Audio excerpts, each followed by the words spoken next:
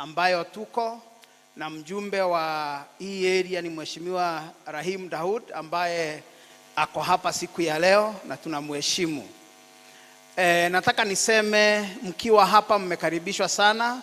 Ni mahali pazuri na pako na peace. Kama mnavyoona wanafunzi wetu wako sessions wakisoma, tuko na population ya between 10 and 12,000 all the time depending on the admission period. Na hapa tunafanya course tofauti nikiwakaribisha kwa sababu naona kuna kina youth wengi sana na watu ambao ni stakeholders. Sisi tunasema hakuna mtu anaanguka mtihani wa form 4. That's what we say. Hakuna mtu anaanguka. Kila mtu ambaye amemaliza kidato cha 4 ana qualify kufanya course hapa Meru na Polytechnic. Na May tuko na intake kubwa sana na tunataka 100% transition kama vile president wa hii nchi yetu amesema, tuhakikishe kwamba kuna 100% transition.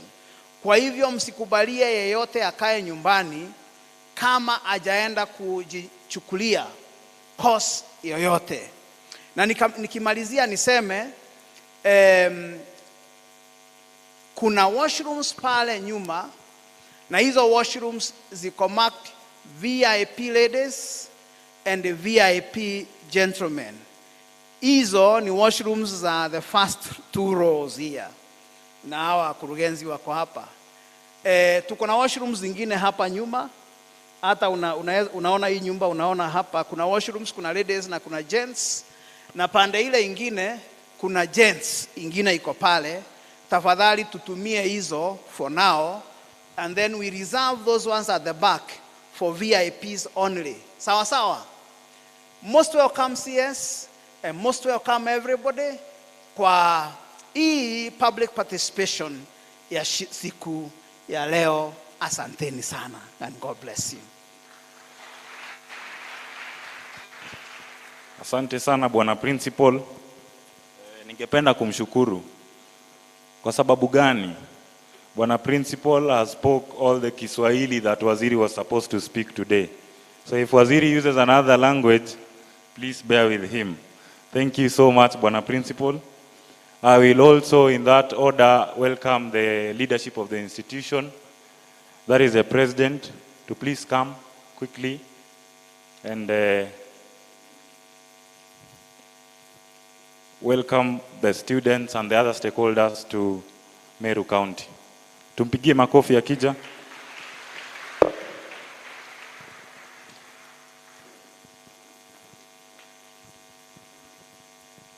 Okay, thank you. Our CS Mbadi, all protocols observed. My name is Riziki Gitonga, the President Meru National Polytechnic. Okay, on behalf of student body, I want to take this chance to welcome everybody around in Meru National Polytechnic. Meru National Polytechnic is the best school in the world. Whoever want to come, we advocate for innovation, technology, and more skills. Okay, asanteni. Thank you. Bwana President, thank you. So as I've said, we have different stakeholders here today. Tuna wafanyibiashara, tuna vijana, tuna wanafunzi. Once again, we are all welcome to Meru County. So at this point, I will introduce the delegation that has come, and that is the home county. We have members of parliament.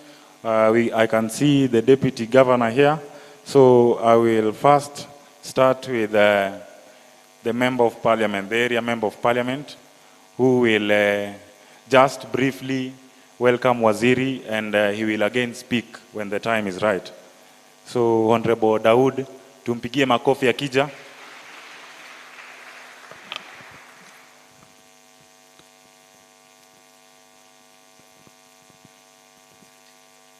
Thank you. Mheshimiwa Waziri, my good friend FCA FCPA, Honorable John Mbadi, our Deputy Governor, my colleague MP, MCAs who are here, Deputy Speaker, Majority Leader. I'll just be brief. I'll like all the MCAs first to stand, please, because we do not have much time. Waziri and those are our MCAs. The first one is the Majority Leader, the Speaker, Area MCA, Majority Whip, our Chair of Budget, our Chair of Finance. Thank you. Those are the MCAs we have. We've got the Deputy Governor, but let me call Mheshimiwa because he's going.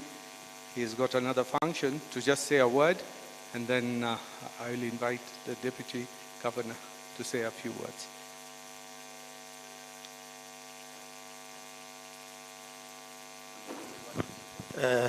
Thank you, Mheshimiwa Daud, the area MP, the Cabinet Secretary, FCPA John Mbadi, Cabinet Secretary Finance, the Deputy Governor, Meru County, standing in for the Governor, members of the County Executive present, MCAs, and the leadership present, esteemed stakeholders, and the students of the Meru National Polytechnic. Good morning.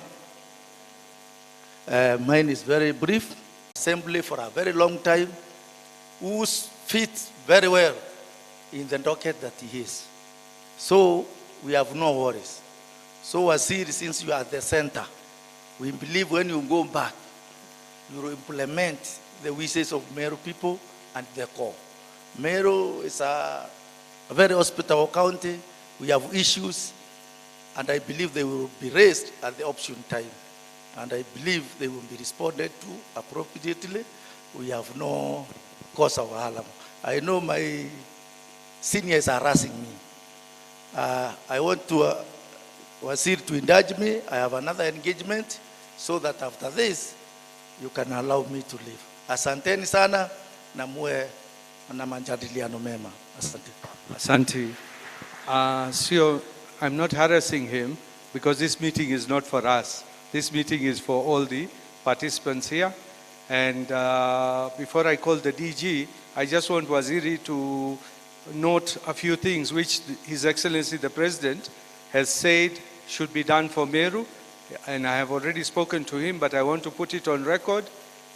It's the dual carriageway, which we have spoken, and the President recently, when he was here last week, he spoke about it. Waziri, the 5.4 billion has already been signed by a Chinese contractor 2 years back. We just need commissioning orders to be given. Secondly is the state lodge and the airstrip together with the golf course. It is just 100 or 200 meters from where we are right now. We would want that to be taken into account as well, together with other projects which we will discuss. But I don't want to take much time. I want to call on the DG to give her a few remarks so that we leave now this, because it's not a political forum today. Karibu Mheshimiwa. Mpigieni makofi tafadhali.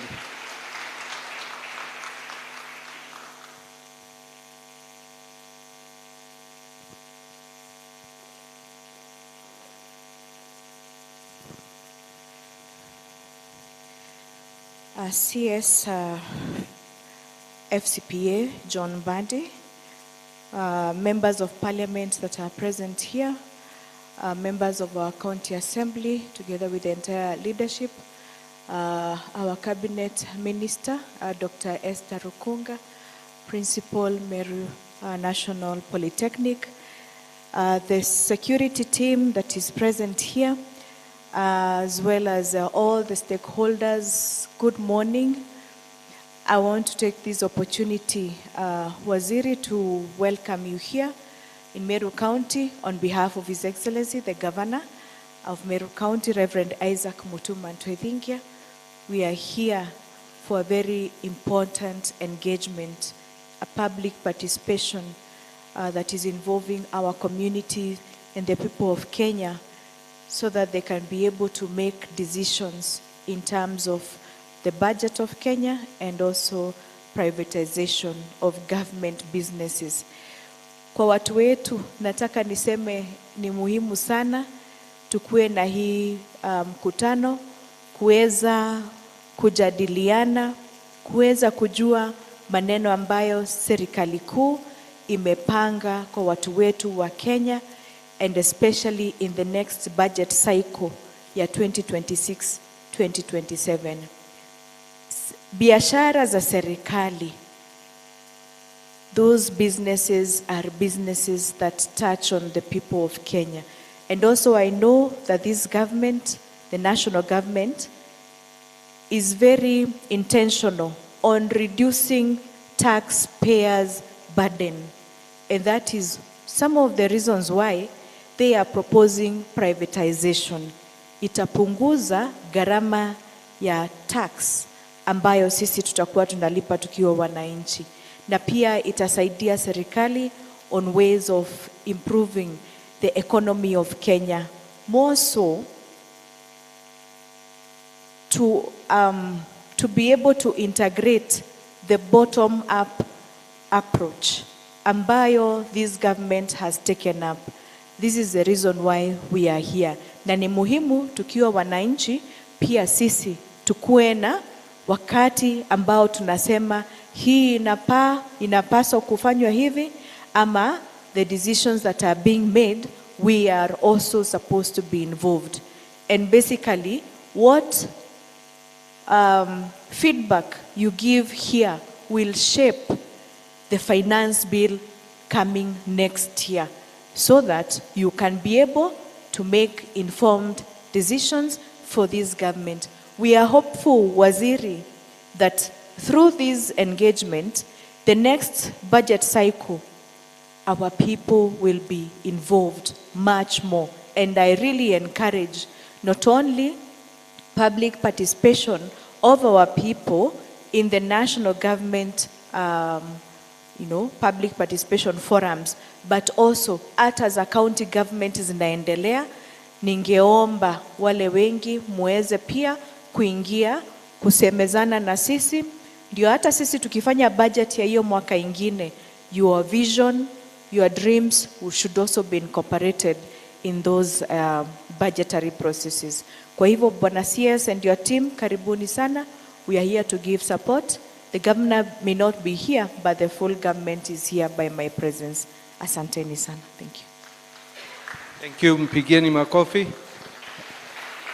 Just to tell Waziri, we are now tackling bill ya public participation, which is in a committee I am in, of Honorable Chepkonga with Honorable Otiende Omolo.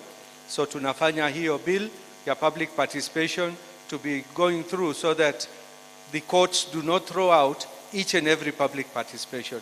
Lakini ile public participation tunafanya leo, munatosheka watu wetu? Kama mkipeana waziri mnataka achukue hiyo hatua, ama hamuko tayari bado? Are you ready to give your views? Waziri, these people are ready to give their views, so I hope you will take that into account. Tusipate ile shida tumewahi kupata tukiwa na wewe bunge. The second one ni mambo ya privatization. That one is being handled in parliament, and as soon as we resume, tutakuwa tunaangalia hiyo privatization bill together with the public participation bill. So Waziri, it will make your work easier. With those few remarks, I wish you all, and I'll be with you all through. So let's have decorum. Tukisema mambo zetu, acha tuiseme vizuri. Na nakushukuru Waziri, you found it fit to come to Meru region, to cover this region. I mean, it's the first time. Pigeni Waziri makofi. Mumewahi kumuona John Mbadi? Ama mnamsikianga tu? He is from a minority tribe. Ndio the first CS wa finance or treasury from a minority. Mpigeni makofi tena. Asante, Mungu awabariki. Asante sana Mheshimiwa. I think the speakers have conclusively context briefed us. So I will go straight to stakeholders, and I will start with students, That is a representation from Kenya Methodist University, Ian Muita Matiko. Karibu. Tumpige makofi akija.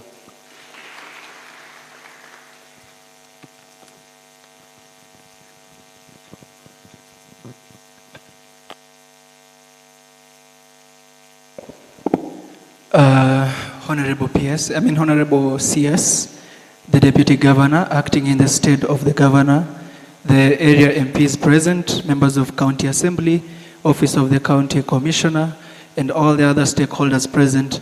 Good morning. My very impressive names, Honorable CS, are Ian Mwita Matiko. I serve as the Secretary General, Kenya Methodist University, and the County Coordinator, Jukwaa la Wasomi, Meru County, and I am a certified peace mediator. So, Honorable PS, as we sit here to discuss the 2026-2027 budget cycle, I find myself inevitably thinking of the budget that we did last year. And I am not here to criticize any budget, but I am here to learn from it. So from last year, budgets, after all, are not just mere numbers on the paper, but lived realities for some students like me and the rest who are represented here. Honorable CS, in the 2025-2026 budget, we were promised timeliness, effectiveness, and responsiveness in student finances, especially HELB disbursement. Yet many of us experienced delays that disrupted our studies, our mental health, and our basic survival. So, Honorable CS, I'm a very interesting person that you'd want to listen to. I have 3 minutes to poke 6 holes into the budget that is coming this year. So my first question is, Honorable CS, how does the 2026-2027 budget structurally correct the delays that we witnessed in the previous years? And what concrete timelines do students hold the Treasury accountable to? Last year's budget spoke about supporting education as a national priority. Yet many students still struggled with accommodation, meals, and even learning materials due to unpredictable funding flows. So my second hole is, in what ways does this new budget move beyond rhetoric to ensure that education is not just a mere investment and translates that education to actual and timely support for students on the ground? We also saw in the 2025-2026 budget that many needy students fell through cracks in HELB as a means of testing framework. And as a result, most of the most vulnerable learners were left without support. So my third question, Honorable CS, is, does the 2026-2027 budget allocate resources to reform or expand HELB's assessment model so that genuine hardships is better captured and addressed? Then, Honorable CS, in the last budget, universities often demanded for fees before HELB was even released. And this created a very strict tension between policy and practice. Such students were punished because of things that were beyond their control. So my fourth question is, how does the current budget that you're going to release in the course of the year encourage or compel better coordination between Treasury, HELB, and universities so that no student is locked out of learning while awaiting confirmed funds? Then lastly, we also cannot ignore the reality that there is inflation within the country.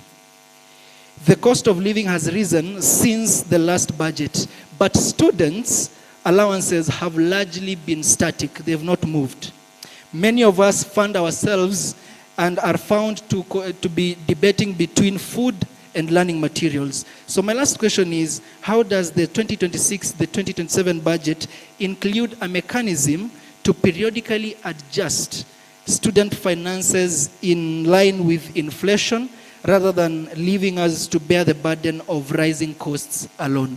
So those are my questions that I wanted to ask to you, Honorable Honorable CS, and I wouldn't want to take much time. However, I have some suggestion or a recommendation that I would put to the CS today. Looking back, the previous budget treated student loans majorly as liabilities rather than investments in national development. And I'm speaking this on behalf of the students who have already graduated. These students have graduated, but they are now dealing with the debts before they even set foot on the actual job market. So is there a mechanism to make sure that these students, after they have immediately graduated, they are not begun to be penalized on help? I mean, there is some time or some grace period that they're given before they actually begin repaying their debt so that they stabilize and actually get moving on with their lives. So thank you so much for that. I would want to really appreciate the Cabinet Secretary for making it to Meru, and you're always welcome within our region. Asante. Mpige makofi. Thank you, Bwana Ian. Next, I will introduce his partner, that is Mary Mukiri. Let's clap for Mary as she comes.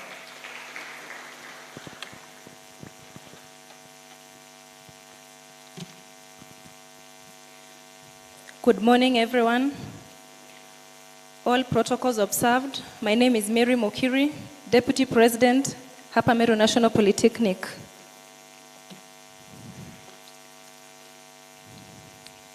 Honorable CS, my first question is on delay. What are the main reasons for the continued delay in help disbursement to TVET students, despite students applying on time? Number 2, on budget allocation, has the National Treasury allocated sufficient funds to help to cover all eligible students, especially those in TVET institutions? To elaborate your part here on that question of delayment of disbursement, CS, like here in Meru National Polytechnic, I think half of the school hawajakuwa registered kwa system kwa sababu ya school fees. Na hiyo pesa, unapaswa kulipa the assessment fee ni separate na the school fees. Those are two different things. The other thing is about increment of help. Zile pesa wanafunzi comrades wanapata ni kidogo sana. For example, unaona mwanafunzi ameinvoicewa fee ya 80,000. Assessment fee pia iko hapo. Unaona ile pesa inakuja, tuseme ni 80,000, 26,000 ya tuition fee. So utarudi bado kwa mzazi atafute 54,000. It's a challenge. And now hata wanafunzi wengi sasa tuko na shida hapa shule. Wana depression karibu kushika wanafunzi kwa sababu ya pesa. They are missing classes.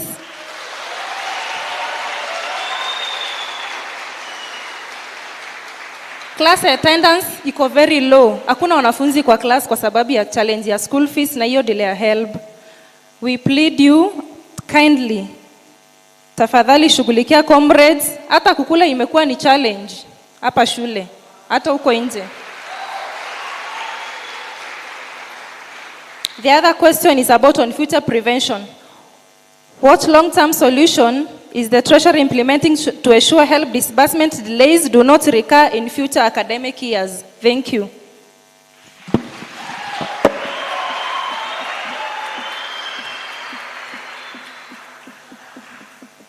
Thank you. Asante. That caps the stakeholders from the students. We move to the next, that is the boda. I will welcome their chairman, Ngaku Nicholas. Tumpigie makofi akija Ngaku Nicholas.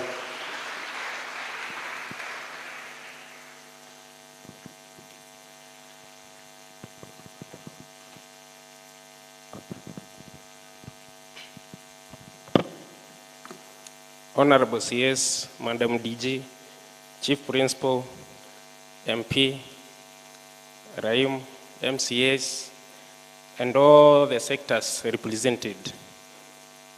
My name is Ngaku Nicholas.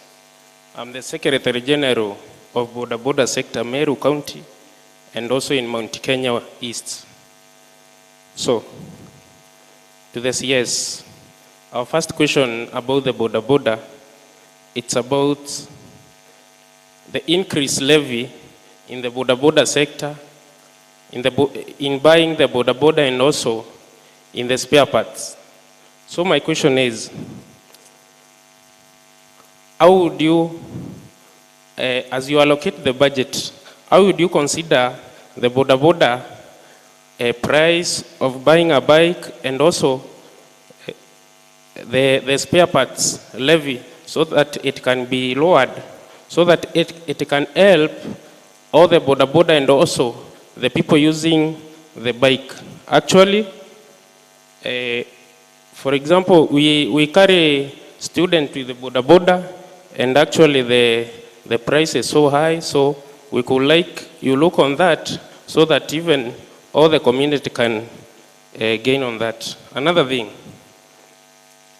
there is accidents on the roads. Actually, we have been experiencing accidents within the country of the boda and maybe the matatu, and we lose life. So, to our CS, which measures will you take so that you can make sure that there is minimal accident, and also those who involve the accident, they will not go unrewarded or maybe struggle in their families. Another thing, it's the street lights. We have been experiencing a lot of cases, insecurity cases, and we request that you should, when you allocate your budget, you should increase more on the security light so that our roads can be safe. Thank you so much. Asante Bwana Nicholas. Tumkaribishe pia the same sector, Joyce Kahile, Ladies Boda Riders Association. Tumpigie makofi.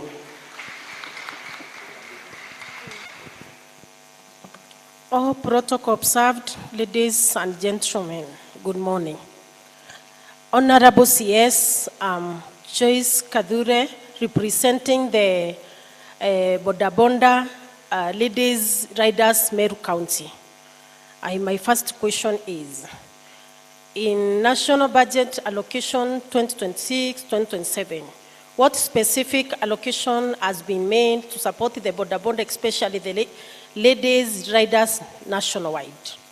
Number two, how does the National Treasury plan to ensure Boda riders benefit from youth and transport-related funds in 2026-2027 financial year?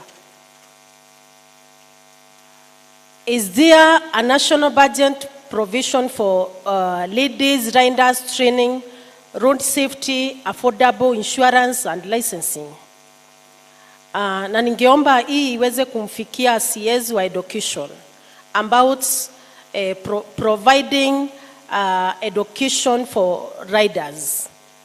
Na tukiwa ladies riders tunapitia challenges mingi, especially wakati tunabeba wanaume. Unapata mwanaume amekukamata na huko nyuma paka unashindwa kuendesha. Bearing in mind, this is one of bottom up, a business ambayo our president alikuwa anaongelelea. Tunapaswa kuangaliwa sana kwa sababu here in Meru County we have ladies who are boda riders. They are almost 300 and even we are not recognized. Kwa hivyo iweze kumfikia na tuweze kualokitiwa pesa ya civic education. The other question, how does the government tend to regulate the private sectors ambao utukopesha pikipiki? Because these private companies, they tend to escalate the prices. Thank you.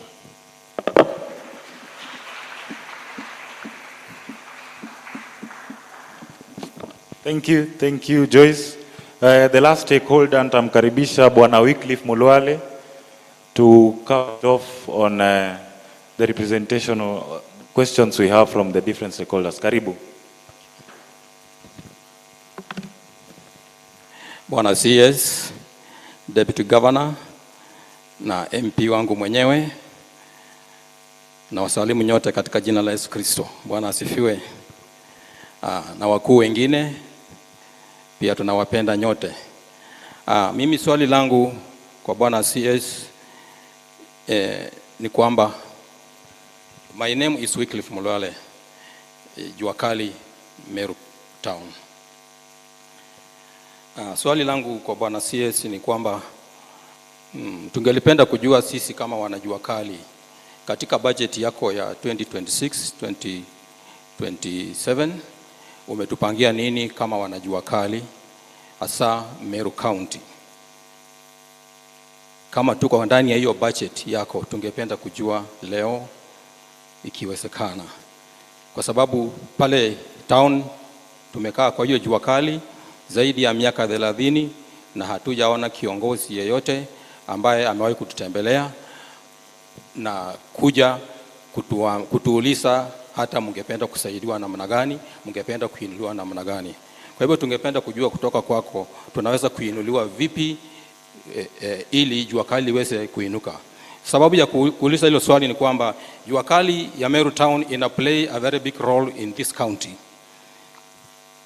Role gani ina play? Tunahakikisha ya kwamba wakati wa watoto kurudi katika shule kama Januari hii, kila mtoto amepata bidhaa ambazo anapaswa kutumia kama sanduku, kama bucket kurudi shule. Na wazazi wa Meru County hawajaisumbuka kwenda miji zingine kama mji mkuu wa Mombasa Town, Nairobi, Nakuru kwenda kununua hizo bidhaa. Tunasaidia, tunauzia mpaka tunauzia the neighboring counties. Lakini serikali yetu kuu haijawahi kututambua na hata serikali yetu ya county haijawahi kututambua. Kwa hivyo ningependa tutambuliwe kama wanajuakali wa Meru. Kwa bajeti yenu ya serikali tuwe na kwa bajeti ya county tuingizwe. Na zaidi ningependa kufanya ombi lingine pia kwamba pale tunapofanyia kazi pale Kakoromone hatuna sheds, tunafanyia tu viwanja ambavyo viko surrounding the market. Hatuna shade yoyote ambayo inaweza kutambulia hii ni shade ya wanajuakali. Kwa hivyo tunaomba shade. Wakati ile sewage itakapotolewa pale tunaomba shade. Mheshimiwa Raimu wako hapa. Tunaomba ikiwezekana wanajuakali watengewe shade na ijengwe kama ile ya juakali, kama ile ya Kikomba. Tuweze kuinvite hata watu kutoka katika kaunti zingine waje tufanye kazi hapa. Na tuweze pia kupewa kibali ya kufundisha vijana wale ambao wameshindwa na kwenda masomo mbele kazi ili juakali sekta isife. Jambo lingine pia ningependa kuomba ni kwamba wakati waheshimiwa kama MCs wa kaunti hii wanapoenda nje kama China, hawajawahi kuja kwetu kutuuliza nyinyi wanajuakali. Tunapoenda kule nje kama China, mungeweza tuwaletee mitambo ya aina gani ya kuinua kazi ya juakali. Hatujawahi kuuliza wale kama hilo. Kwa hivyo wanapoenda kule wao wanaenda kujivinjari na wakirudi wananyamaza na hakuna profit yote tunapata kutoka na hiyo ushuru ambao tunawalipa. Kwa hivyo tungependa waje kwetu ground, watuulize tuwatafutia mashini ya aina gani, tuwainue kiwango gani ili juakali sekta ipate kuinuka. Kwa hivyo naona wakati wangu umeisha, ningesema mengi zaidi hapo lakini Bwana wabariki. Asante Bwana Chairman. Finally, representation with disability. Tumpigie makofi Bwana Leonard Mwirigi akija. Karibu Bwana Leonard. Asante MC. Bwana CS, Deputy Governor, Nairi MP, and all protocol observed. Good morning. My name is Leonard Mwirigi. I come from Imend Central and presenting in different areas. Now, Bwana Wasiri, persons with disability would like to know from the budget 2026-2027, what amount of allocation have you given to the persons living with the disability? Number two, we would also like to know what is the government doing to make sure that when these funds are sent to the National Council for persons with disability, if they are used properly, up to the grassroots. Number 3, we understand that in the last year budget, there was an allocation of medical cover for persons with disability. Now, Bwana Wasili, we would like also to know, how is this medical cover used, or how can it be used to cater for persons with disability? Juu hatujawahi enda hospitali tuambie watu walemavu wamelipiwa. So we would also want to know from you how this fund is being used. The other thing is about the education of the children living with disability. We have so many children who live with different kind of conditions, which of course needs support from the government in terms of education.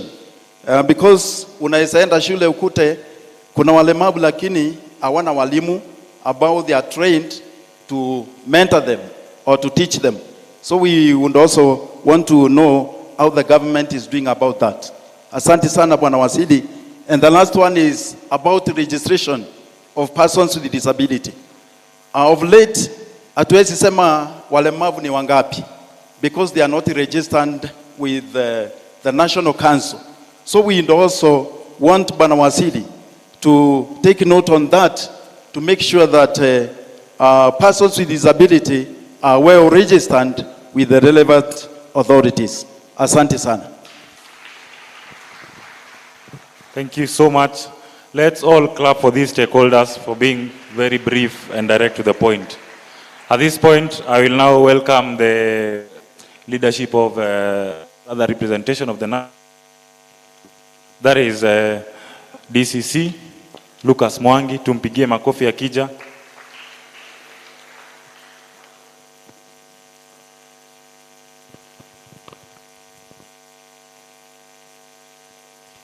Thank you.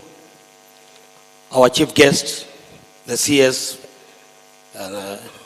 National Treasury and Economic Planning, and your team from Nairobi, the Department of Finance, our Deputy Governor, Madam Leader, Kiome, our area MP, Mheshimiwa Daud, na MP mwenzako ambaye ameondoka, the Deputy Speaker of Meru County Assembly, the host, the minority leader, and the host of MCAs around, our representative from various sectors of our economy, all protocols observed. Good morning. Good morning. I will be very brief for the interest of time. First, Waziri, kwanza pokea salamu kutoka kwa County Commissioner, Mr. Jacob Wauma, who is away on a very important meeting in Embu. Pili, nakukaribisha sana Meru, na I want to highly appreciate you for taking time to come to Meru and listen to the views of wananchi wa Meru. Without much ado, I want to, through your permission, introduce the GAO team. In this case, I will start with the chiefs present and assistant chiefs up. You can salute. Can sit. I also want to introduce the sub-county security team. I can see a few members with us here.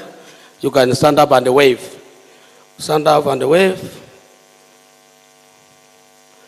Mr. Mbaya is the Deputy County Commissioner in Mbadi East, the newly kid in the block.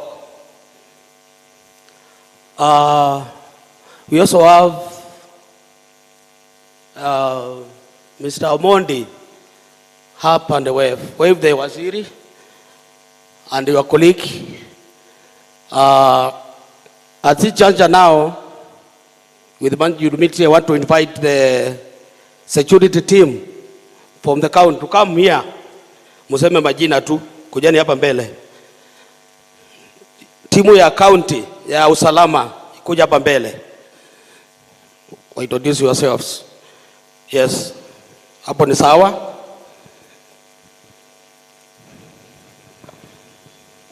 Jambo sir, I'm John Ngalia Mwakima, Senior Warden, KWS Meru County. Thank you, sir. Jambo sir, I'm Kipkemwache Lule, County AP Commander Meru. Thank you, sir. Good morning, sir. My name is Patrick Lobolia, County Police Commander, Meru County.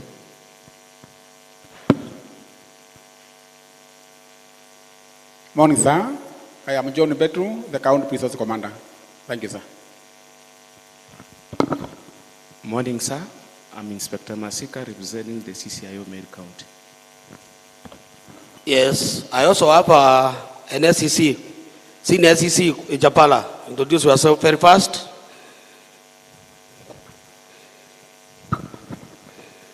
Morning, sir. My name is Michael Japala, HCC Kiamwitari. I work in Imenti, East Sub-County, sir. Thank you.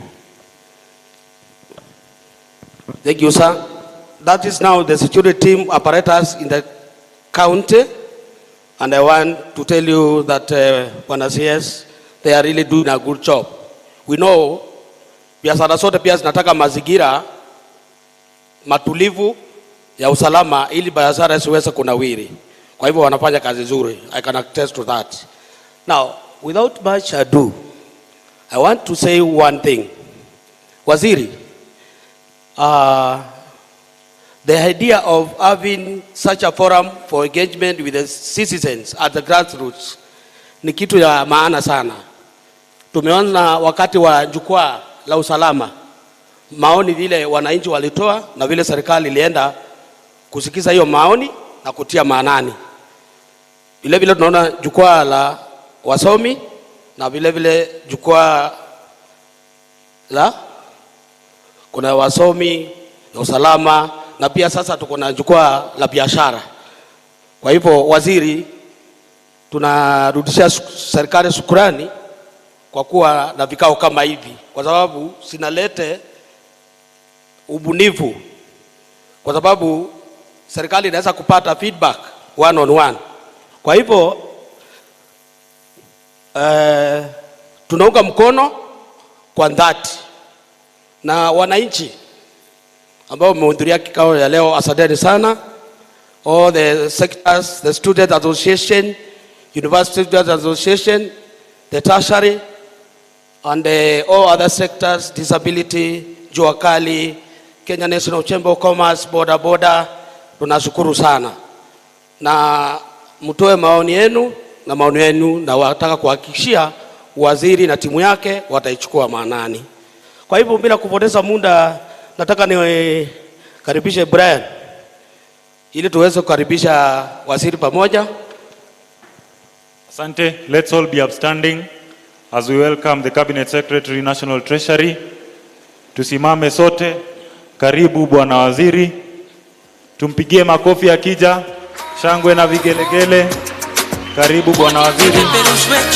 Karibu. Juu sana. Bendera yetu Kenya ipeperushwe juu sana. Trio mio. Sisi wa Kenya tunaweza. Na ipeperushwe juu sana.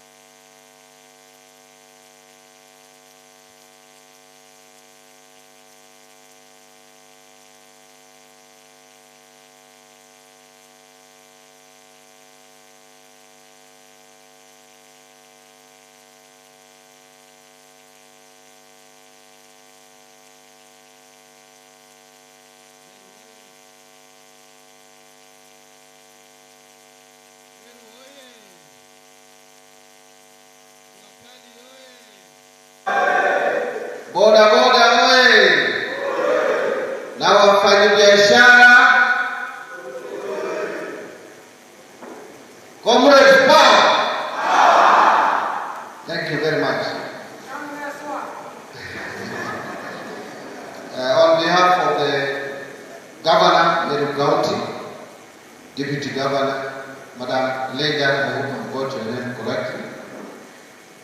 My colleague, ametoka kidogo, Mheshimiwa Rahim Daud, who is my friend and we have been with him in Parliament for over 10 years. The national government, led by the DCC, principal of this college, who is actually our host today, members of the County Assembly of Meru, the grassroots leaders, led by the majority leader, the majority whip, chair budget, chair finance, I hope the area MCA, plus my other friend, the Minister for Education, Damesta, my team from the National Treasury, I have representative here of the Director General of PPP. Good morning. Is it morning or afternoon? It's on the borderline. It's afternoon. I will request you to do the following. I'll give my official speech. Then, if you allow me, I'll give off-the-cuff remarks, briefly. Then, if there is any additional questions, because I will have addressed the questions that have come from your representatives here. But if there is any one or two other additional questions, we'll take that. Hoping to finish by 1, because I wanted to leave by 1. I have another meeting in Nairobi. So representatives from the University Students Association, esteemed student team members, members of the business community, members of Bunge la Wananchi, distinguished guests, ladies and gentlemen, good afternoon once again. It is a privilege to welcome you to this pivotal gathering, an occasion that embodies our collective commitment to shaping Kenya's future through transparent, inclusive, and responsible fiscal governance. This marks a deliberate effort by the National Treasury to expand its engagement with the citizenry, particularly the youth, civil society, and the local business community in the management of public resources. I wish to remind us all that this is not just a policy initiative, but rather a legal obligation anchored in Article 201A of the Constitution of Kenya, which mandates for public participation in all financial matters to enhance transparency, accountability, efficient utilization of resources, and value for money in the management of public resources.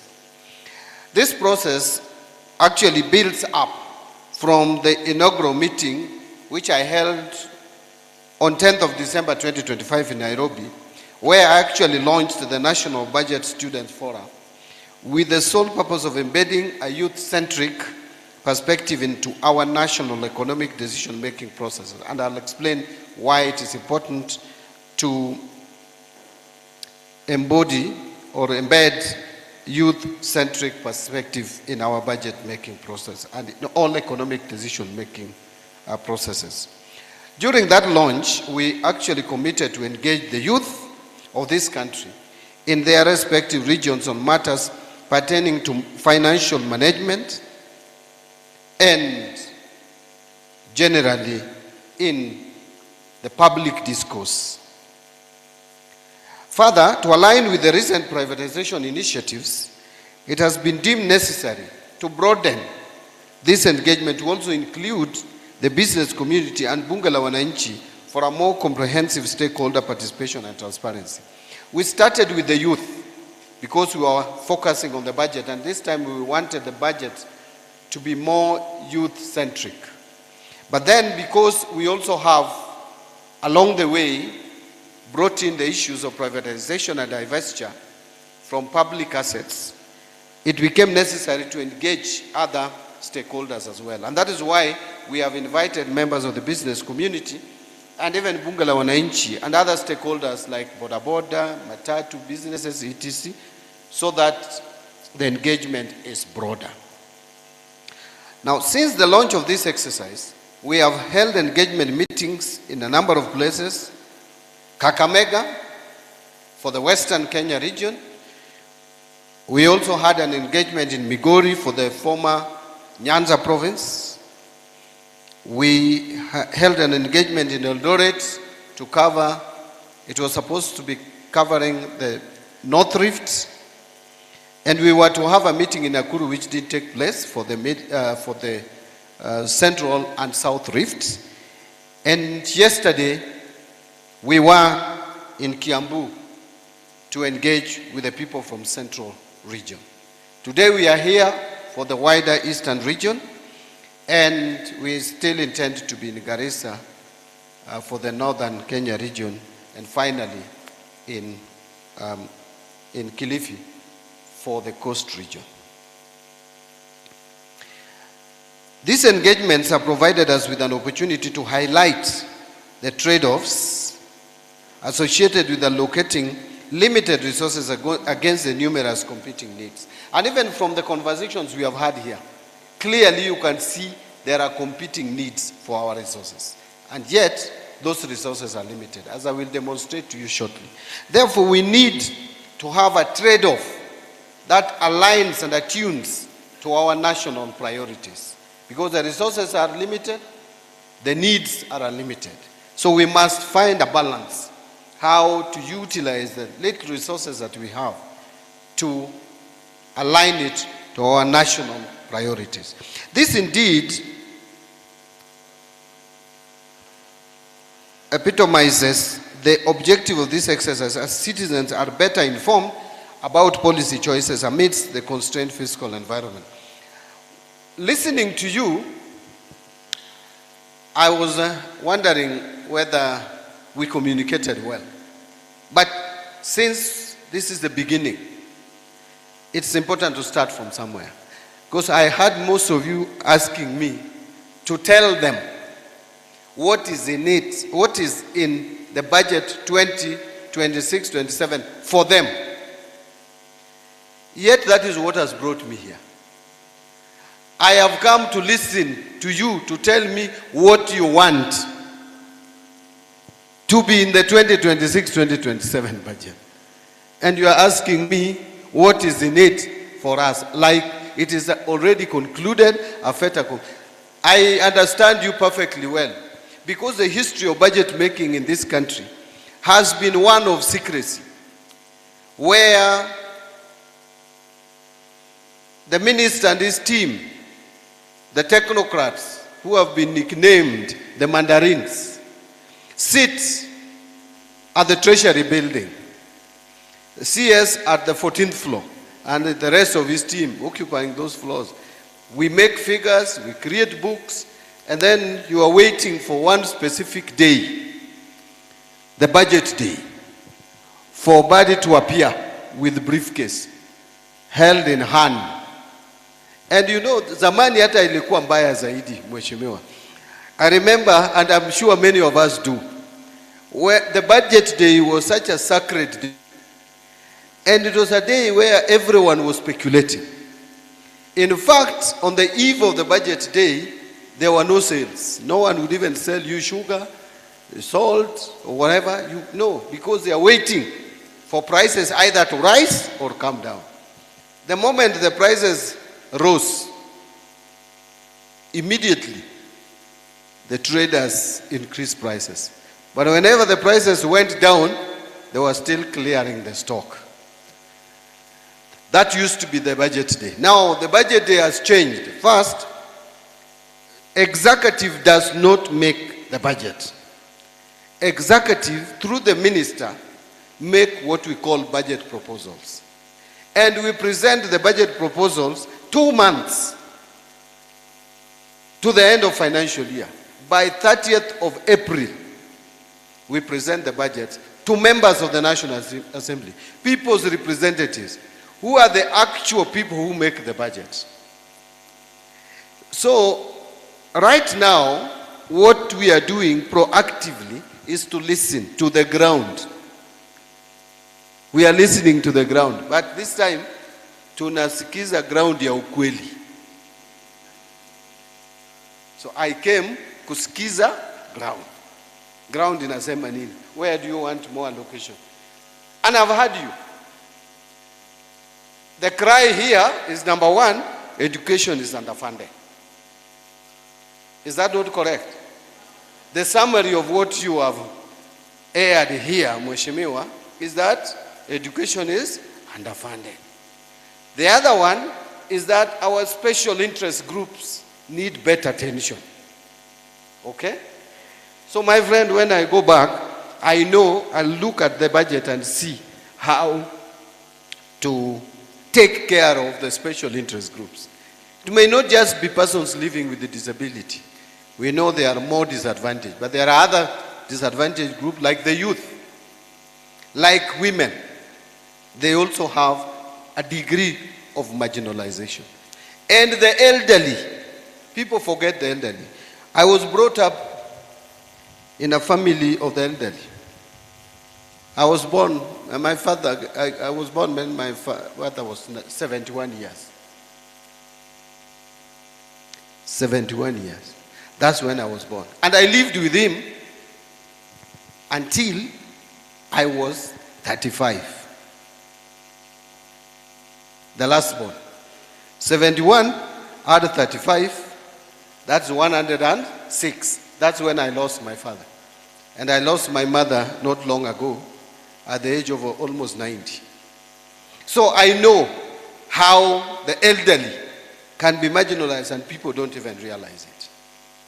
Actually, people we also need to attend to seriously are the aging people, because there's a lot that go around them, beginning with their bodies. Anyway, so I came to listen. And fortunately, your representatives were good in presenting the areas of concern. So let me reiterate that the youth represent over 75%. The reason why we are focusing on the youth, our population is over 75% younger than 35 years. So these are people who hold potential to drive our national economic development.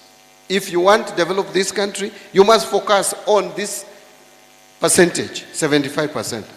Our demographics is that skewed. Consequently, their voices must be central to how we plan and allocate resources. This necessitates a shift in public financial management towards inclusive and participatory governments where young citizens actively engage and participate in policy formulation and act as co-creators of our government policies that shape service delivery. We want the youth to be co-creators of our policies so that we don't make policy and give to them. They form 75% of our population. Therefore, we must work with them to create policies. That is when the policies will be aligned to their needs. You cannot be claiming to understand what the youth think if you are not a youth. I know we have passed there. By the way, sisi zote tumekuwa mayouth. It's only that we were youth at different time. In fact, siku hizi, when I look at my children who are youth, the way they behave and conduct themselves, the things they prefer, the things they amplify, during our time were unheard of. So we must get them involved. Is when we can understand them. So, over the recent past, the youth of our nation have expressed themselves with clarity and courage regarding the following. 1, cost of living, they have complained. 2, unemployment, it's a concern. 3, need for transparency in governance. 2024, the youth came out to express themselves. By the way, what the youth were telling us loud and clear is that they were first feeling the heat in terms of cost of living. Number 2, that they are not employed. They are coming out of universities. They have exchanged their father's shamba. Their fathers have sold the farms and exchanged with peppers. Peppers which are not helping them. So they are complaining. They are also complaining that the people who are in power are not transparent. That we are not using or utilizing their resources effectively and efficiently. That they don't want corruption. Both at the national and the county level. And I'm happy that I represent the national government here. My sister here represents the county government.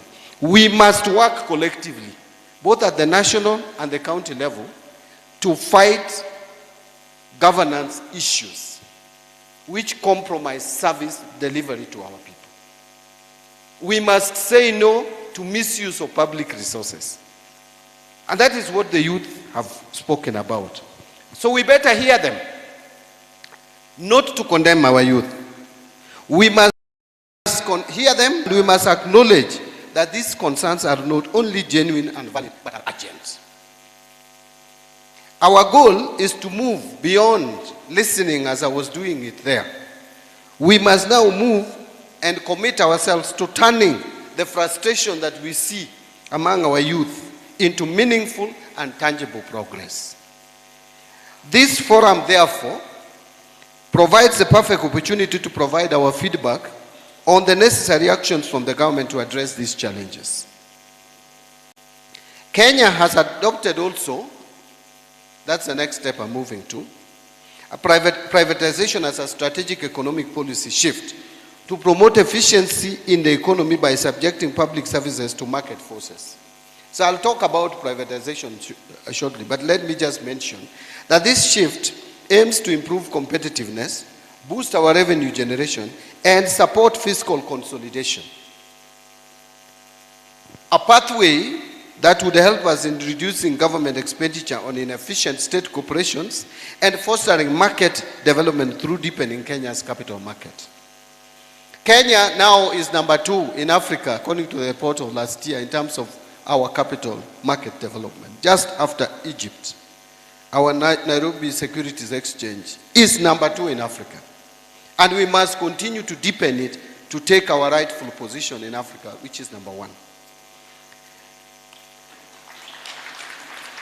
This engagement process, therefore, is timely in view of the intensified conversation regarding opportunities privatization offers in contributing to national development through revenue enhancement and containing public debt and easing pressure on our public expenditure.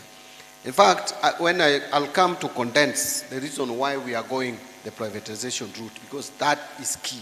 Many Kenyans have not understood why we have decided to privatize KPC.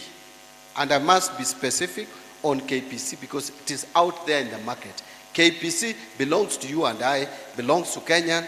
It is your asset. You must understand why we are divesting 65% out of KPC and giving to the public and other players. So this will reduce government's administrative burden by leveraging the market expertise of the private sector. So the National Treasury will in this regard continue with sound macroeconomic policies to enhance resilience and create a conducive environment for private sector, including the local business communities.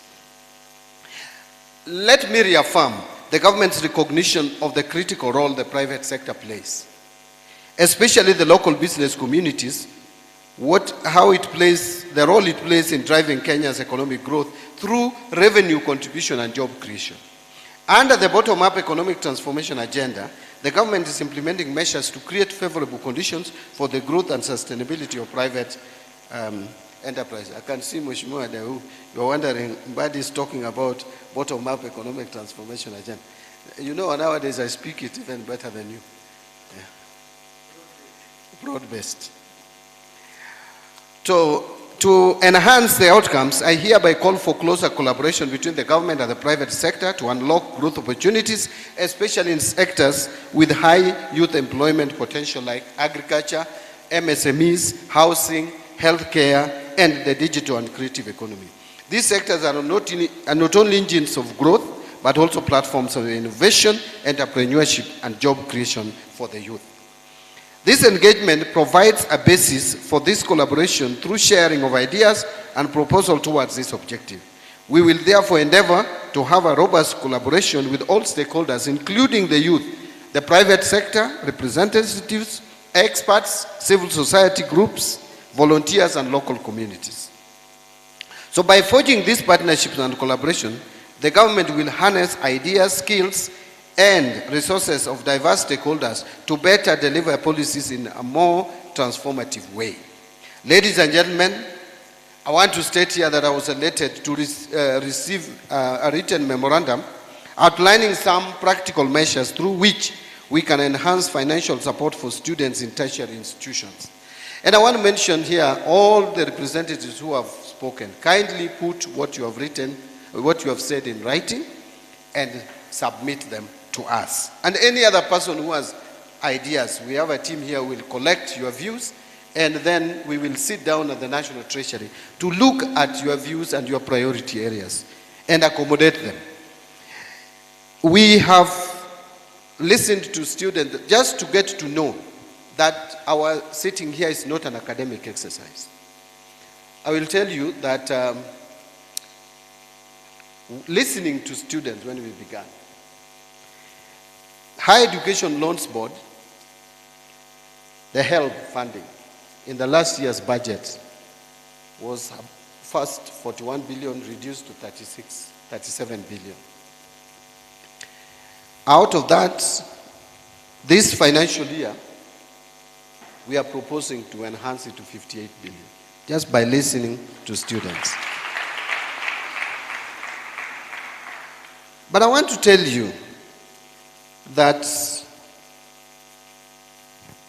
I have heard you say that we are not disbursing Higher Education Loans Board. We may need to check where the problem is.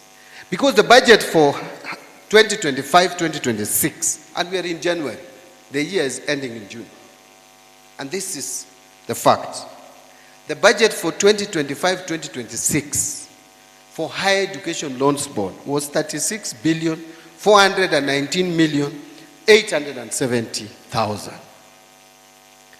National Treasury has disbursed or funded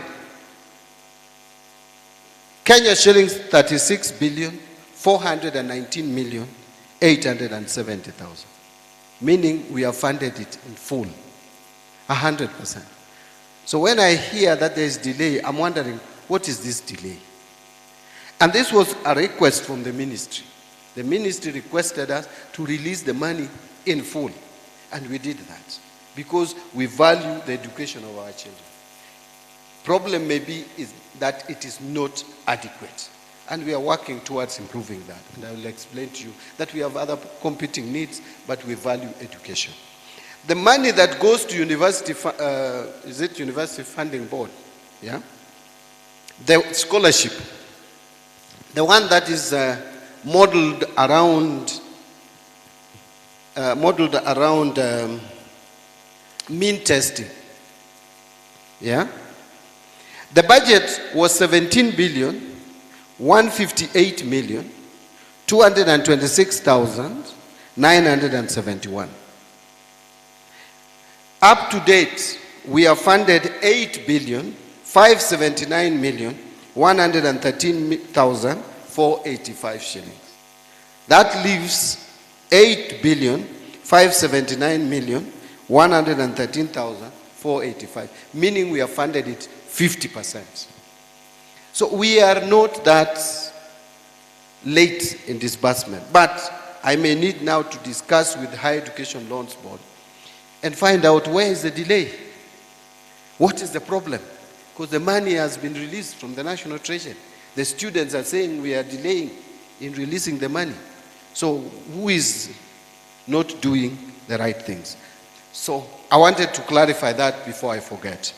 Now, so when we received all this, all the information that we receive is helping us in informing the next budget and also the next budget and also the medium-term budget process. I'm about to conclude or finish with my written speech or official speech. So, furthermore, we are aware of the financial constraints or strains facing our public universities, which impact the quality of education and future prospects of our youth. Our strategy emphasizes increased funding in areas like infrastructure development and curriculum reforms to equip our students with skills relevant to the evolving job market. particularly in 3 critical areas. 1, artificial intelligence. 2, data science. And 3, green technologies and vocational trades. So those are areas that we are focusing on.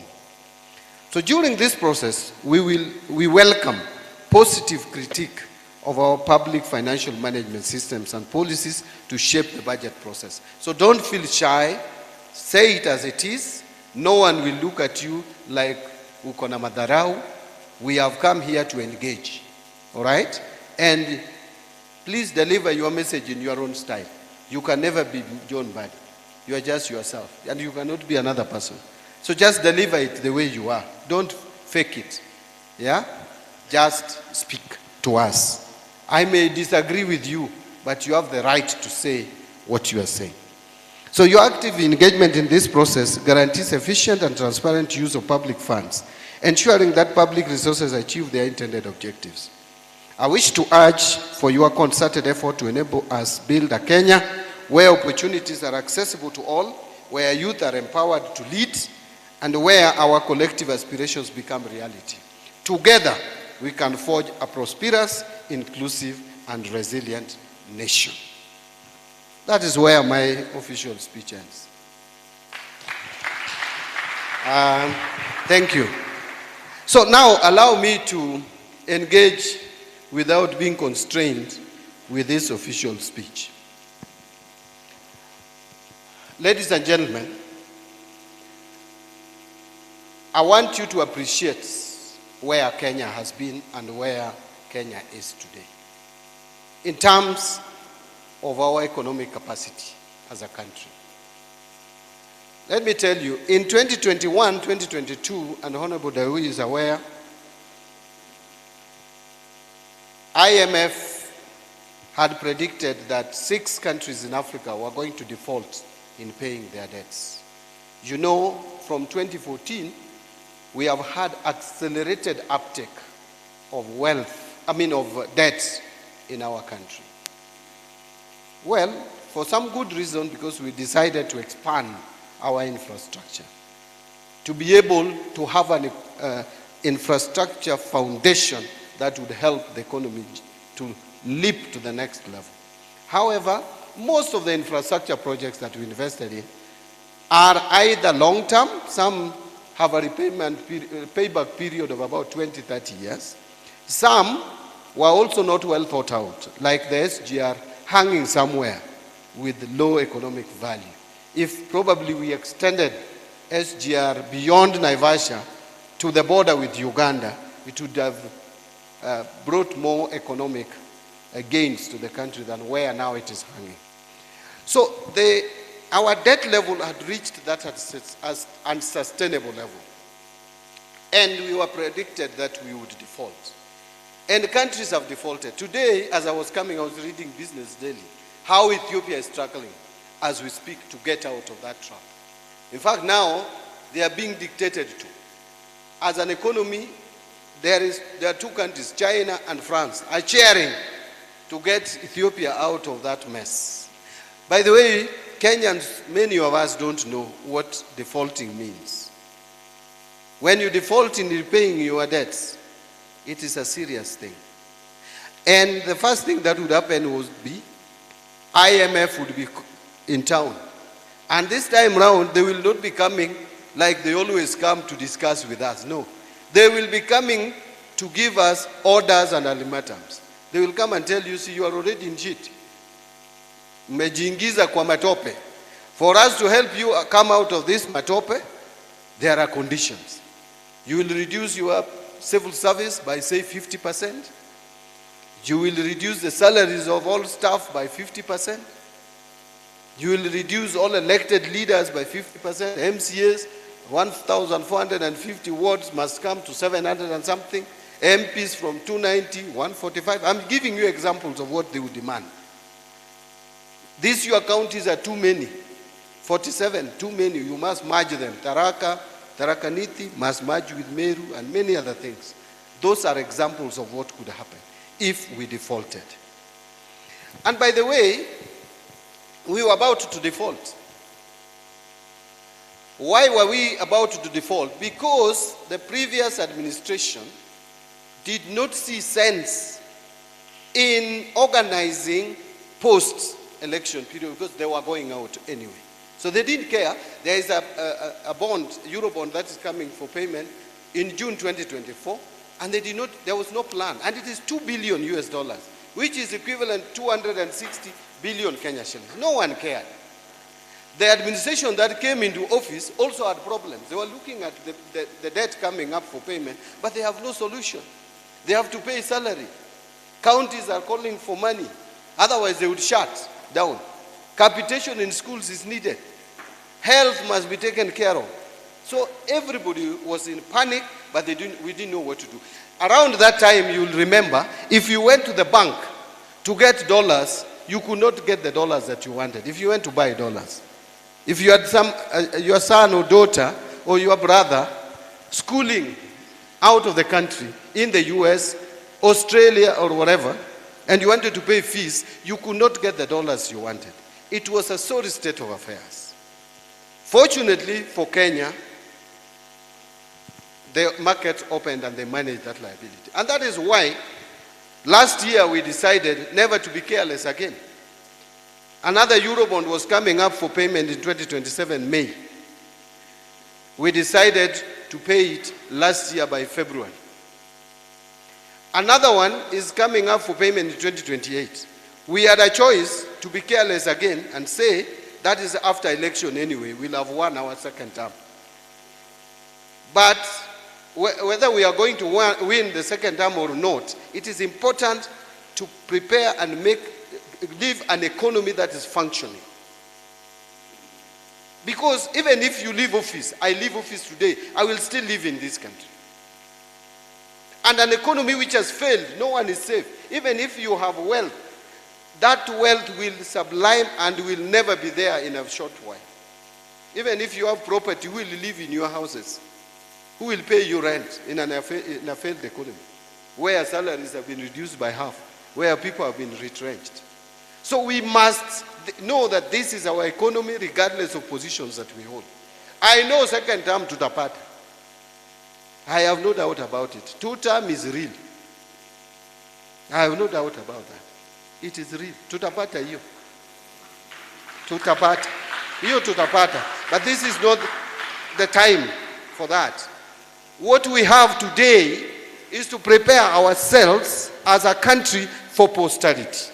That is why we decided by September to liability manage the debt that is coming in 2028. Therefore, as we speak today, we don't have debt pressures up to 2031.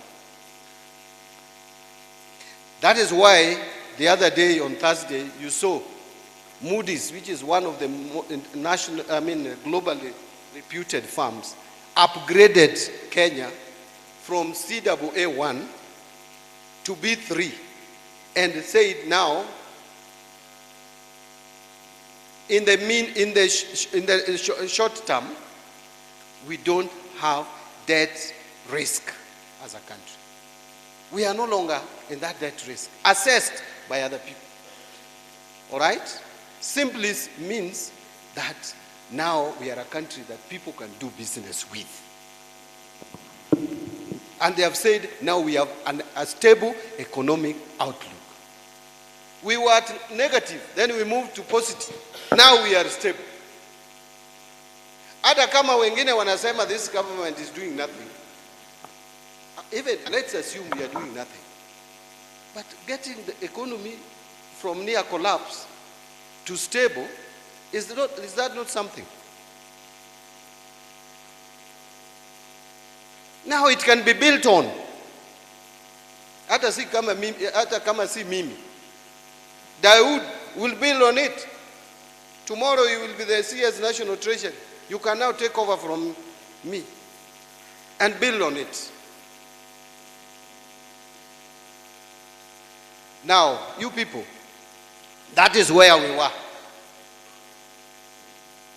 And the inflation in this country was hitting double digits. The reserves were not there.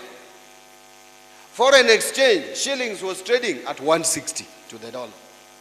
Today, where is it? 130. The most stable currency probably in the world is Kenya shilling today. People have tried to question, but we are telling them, why do you question? And the evidence is there. We have built reserves, 5.3 months of import cover, and we need only 4 months of import cover. We are 5.3. There is stability. Everybody is seeing it. Those who are assessing us, who had already downgraded us, are saying we are picked up. Is that not something? So, you see, because of those challenges, we had an economy that was struggling. Yet you have needs. Let me give you another example. If you want to know that things have not been easy in this country. My friend, we are collecting, last financial year, we collected 2.4 billion. Let's call it 2.5 because it was close to 2.5. Trillion. Trillion, not billion. Trillion, 2.5. Out of that, 1.1 trillion is going to debt service cost. We are servicing our debts with 1.1 trillion. That leaves you with only 1.4 trillion max. And our salaries today, the salaries of national government staff that we all earn, those of us who are working in public service, we spend 80 billion per month. That is 960 billion per year. From 1.4, you are remaining with only 400 and something, about 440. The counties, my sister here, they are shouting at us. We are underfunding them. Yet we gave them 415 billion. It looks a lot, but ni kidogo ukiangalia mahitaji ya counties. And by the way, I am a strong supporter of devolution. And I know we should fund counties much more. 415 is not enough. But for the sake of this discussion, imagine the 440 that Mbadi remained with, nimepeana 415 to counties. Sasa imebaki ngapi? 25 billion. 25. That is what goes to development. That is what goes to when DCC want to put fuel in his car. 25, the whole country. Yeah, just it. So, and that is the money we need to give you for capitation in schools. That's the money that we should give for help. So for us to develop this country, we go out there to borrow money. So we have only two choices. To tax you more or borrow more. Those two choices are closed. Borrowing more is not an option now because every country is inward looking. America is America first. Europe is looking for how to survive. America has left them. Russia and the EU is threatening the existence of Europe. Will they think about their security or to give you money for medication and for capitation in schools? There is no money out there. America does not have it. Even China does not have free money. If they have to give it to you as a cost. Europe does not have free money anymore. So there is no money to borrow out there. If you go for borrowing Eurobond, the prices are there. The interest rates are high. Taxes, you have been taxed mpaka hapa. Kenyans don't want to hear of taxes anymore. Ama namna gani? So what options are left? Nyinyi mnasema, mziuze our assets. How will we develop our roads? How do we do that JKIA? Kenya is one of the worst airports in the region and we are the leading economy. We are the biggest, largest economy East and Central Africa. A tiny economy like Rwanda has developed their airport. We are almost losing our logistics hub status. The UN, which gave us the logistics hub status, will take it away with consequences because we cannot develop JKIA. My friend, that airport must be developed. It must be modernized. We must look for money. Hii maneno ya kuweka KPC kama souvenir, tuachane naye. KPC is not souvenir. It is our set. Once it has matured, remember in 2009, Kibaki government, the cabinet of Kibaki had approved that we should privatize KPC. Siasa ndogo ndogo ikachezwa tukawachana na hiyo. Maybe it was waiting for Mbadi to come. We privatized KPC. You people are complaining. Is this the first time we are privatizing assets in this country? Kenya Re was privatized. Kenya Commercial Bank used to be owned by government 100%. Kibaki government privatized it. Safaricom, we used to own it 100%. Moi released 60%, 40%. So Kibaki government released 25%. That is 65. That is why today we have 35. When we want to release 15%, noise. Why? Is it because it's Mbadi who is in office and not Kimunya? When Kimunya released 25%, why didn't you make noise? Uhuru did not release any. That is why we have these debts today.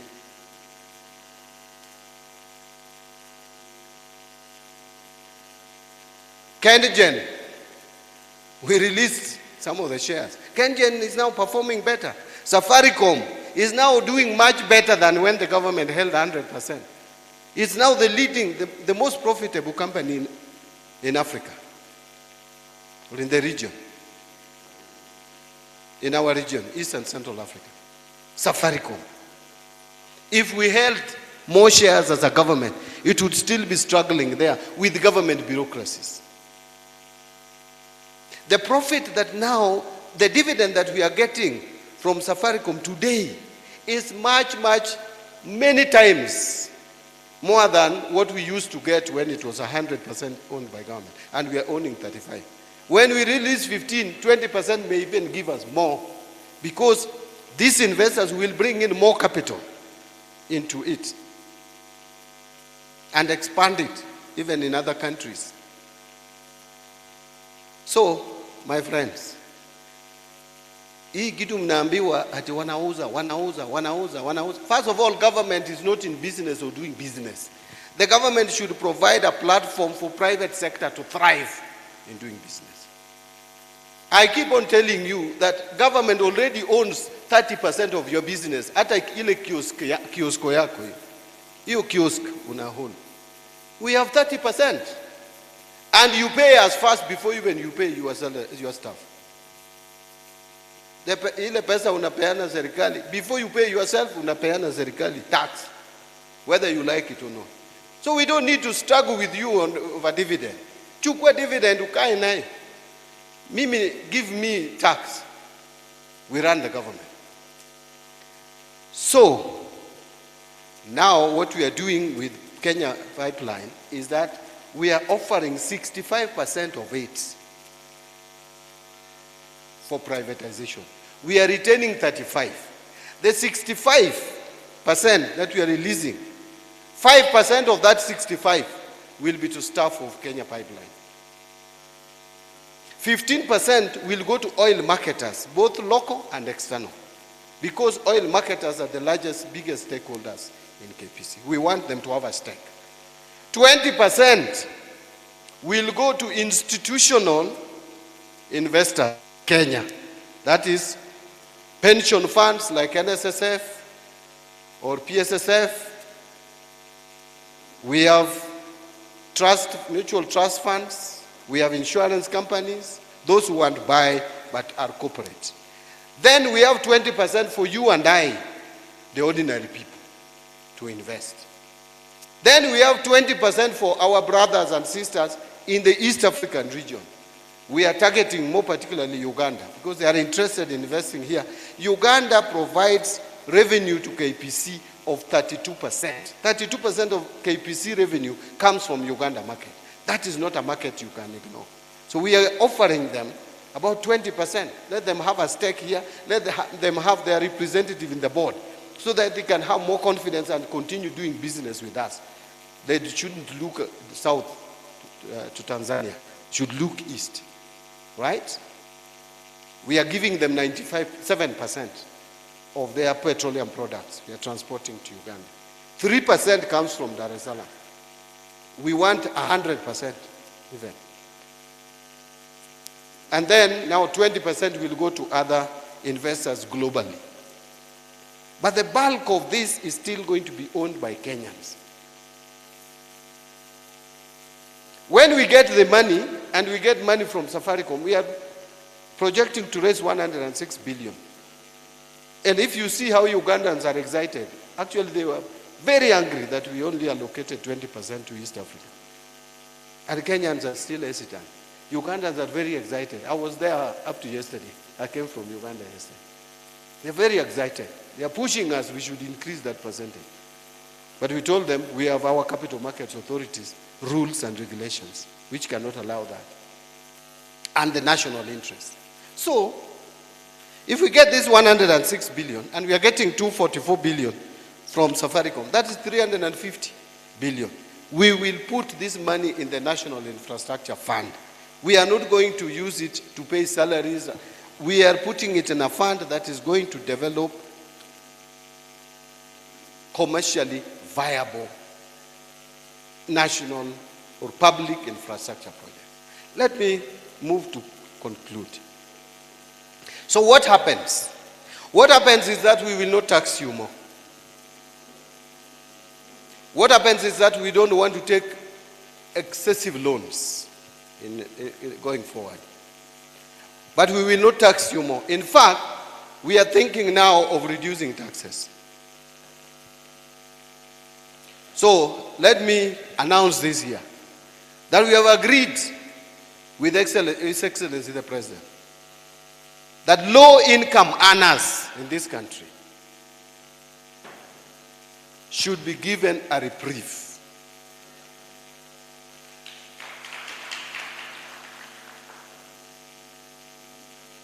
We have agreed with His Excellency the President. He has directed me to take to Parliament a proposal. I'm not even waiting for finance bill to come in June. I am taking tax laws amendment bill to Parliament. Once Parliament resumes, we are preparing that bill, take to them to approve so that any Kenyan, and by the way, how many Kenyans are salaried? About 3,065,165 Kenyans. Out of these 3 million, 1.5 million Kenyans are earning 30,000 shillings and below. 30,000. 30, like this. Mheshimiwa, just look at your salary and mine. And imagine that someone who is earning 30 and myself, that government is coming for our money, both of us. So we have said government should come for my money and leave the person who is earning 30,000 alone. So any Kenyan, if this law, and I'm sure, I don't think there is any mad MPs in Parliament who will oppose that. Anyone who is earning 30,000 and below in Kenya should not pay as you earn. You pay zero. And then there is the next bracket. We are reducing the tax rate for those who are earning between 30,000 and 50,000. We are reducing the tax rate because already if you are earning from 33,000, you pay 30%. 33,000 going up, you pay 30%. We are reducing that also, that bracket between 30,000 and 50,000. So you only pay 25%. We reduce that by 5%. So those who are earning 50,000, first you will benefit because your first 30,000, you pay zero. Then the next 20,000, you pay 25%. We are trying to put some money in your pocket. Because you are complaining. Are you not complaining that you don't have money to buy things? That demand is shrinking. So, and many Kenyans, by the way, that's another 244,000 Kenyans. So we are trying to give a reprieve to 1.7 million Kenyans. And now, we look for other Kenyans out there who have not been paying taxes to also pay tax. If you know you are making 100,000, just because you are not on payroll, you want to always run away with 100,000. Yet, you are also using the roads like that salaried person. Are you not being unfair? So, the other people, and we will come to you, softness. Taxation is not military. So Kenya Revenue Authority will just use the system. Wakikuona uko mahali na hutaki kulipa tax, they will tell you, we have seen you. We may not go back, but start paying tax. Many of us here own apartments, and you don't even pay rental income tax, which is 7.5%. Please start paying. Utapatikana hivi karibuni. Now we are integrating the system. Hiyo records yako iko lands. Na kama iko lands, unalipa stima.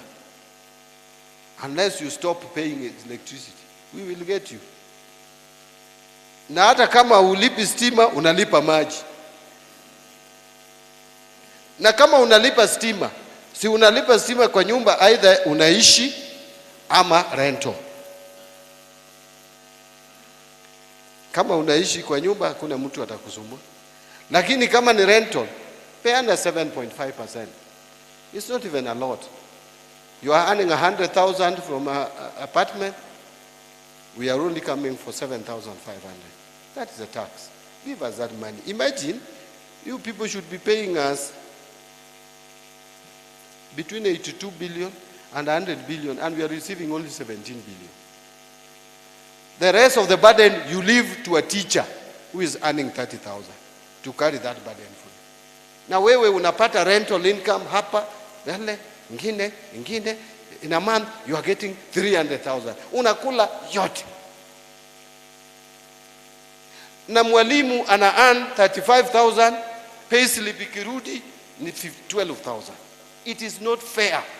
So we are telling these people who are earning 30,000, nyinyi tunawaondoa. Wacha wale wanapata pesa mingi kama Mbadi, tulipe hiyo ushuru. If anything, hiyo salary napata sini yenu. Even if you don't pay tax direct, as pay as you earn, si utanunua sukari, bado utalipa tax, na hiyo ndiyo pesa inalipa Mbadi mshahara. So wacha Mbadi arudishe kono.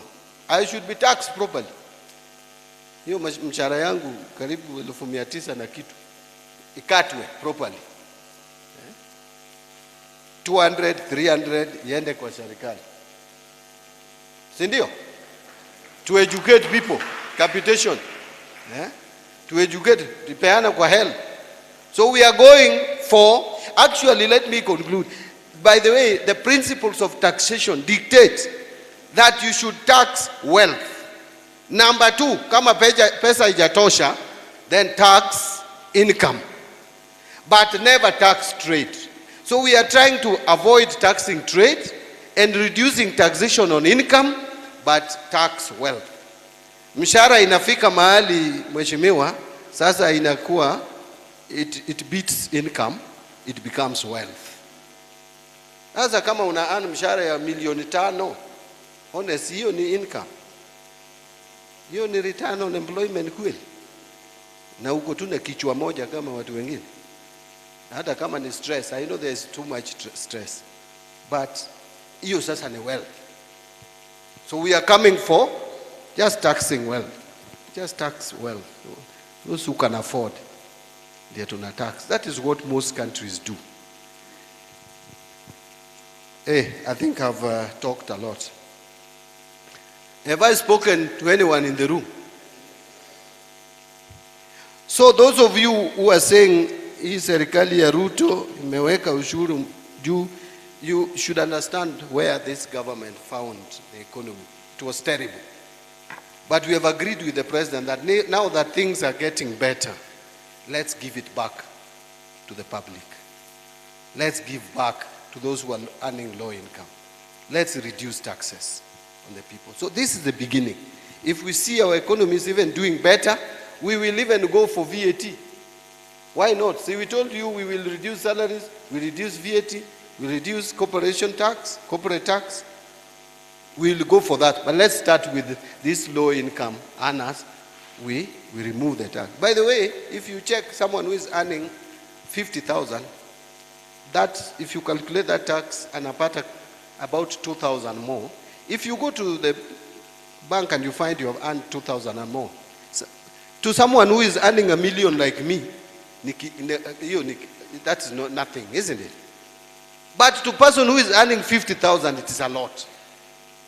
Ama namna gani? So that is what we are doing.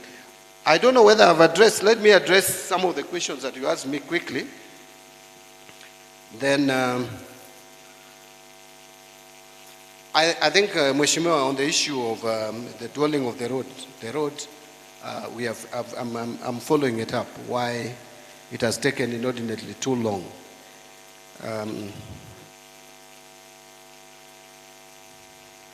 We are intentional. DG, I've answered you. We are intentional in reducing taxpayers' burden. Very intentional.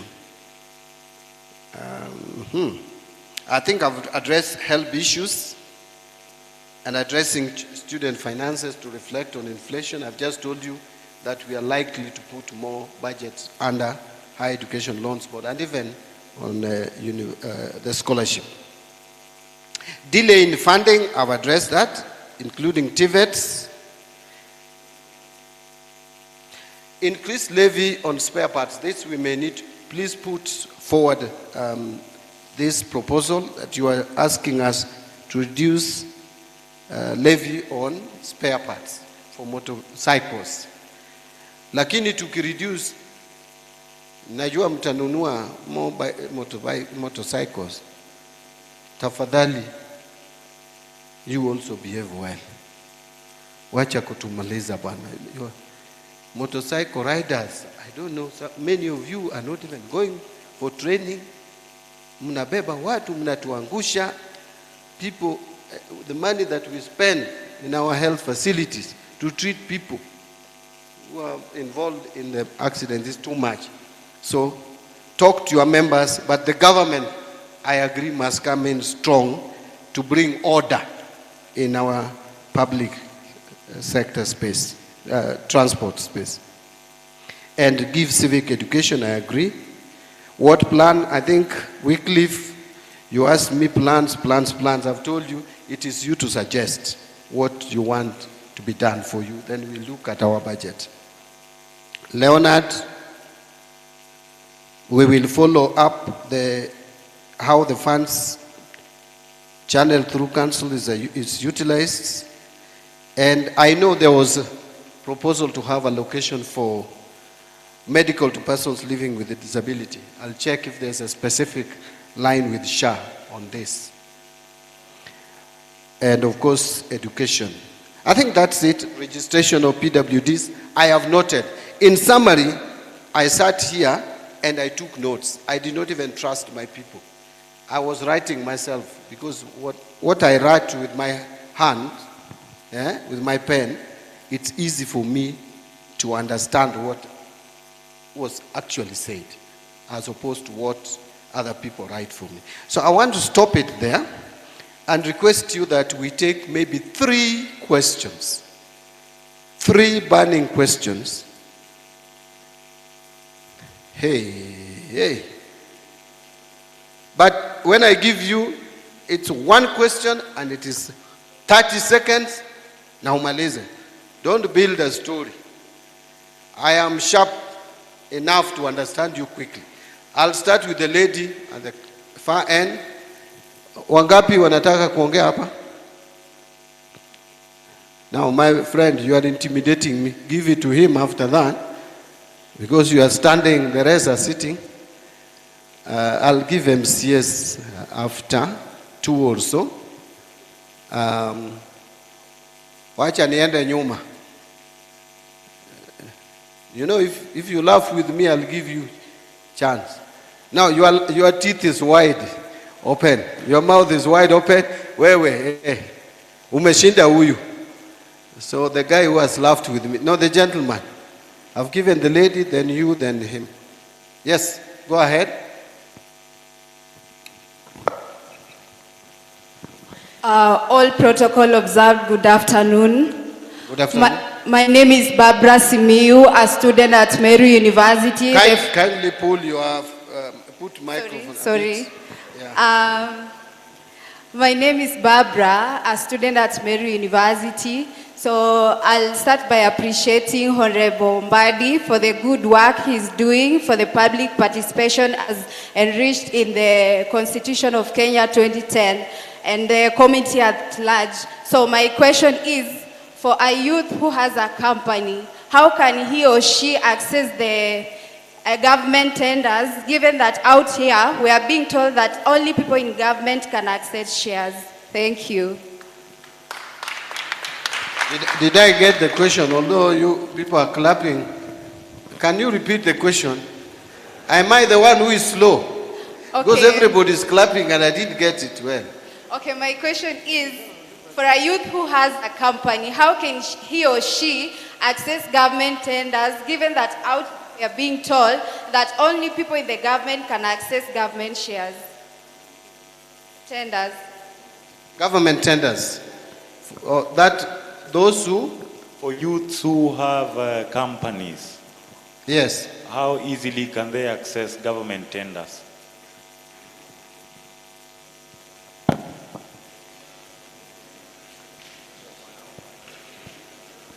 Yes. Comrades Tibim, Comrades Tibim, Comrades Ria, Comrades Zaga Zaga. Thank you, FCPA, CS, Honorable John Mbadi Ngongo. I stand here on the clarion call that Jesus Christ said, give Caesar what belongs to Caesar.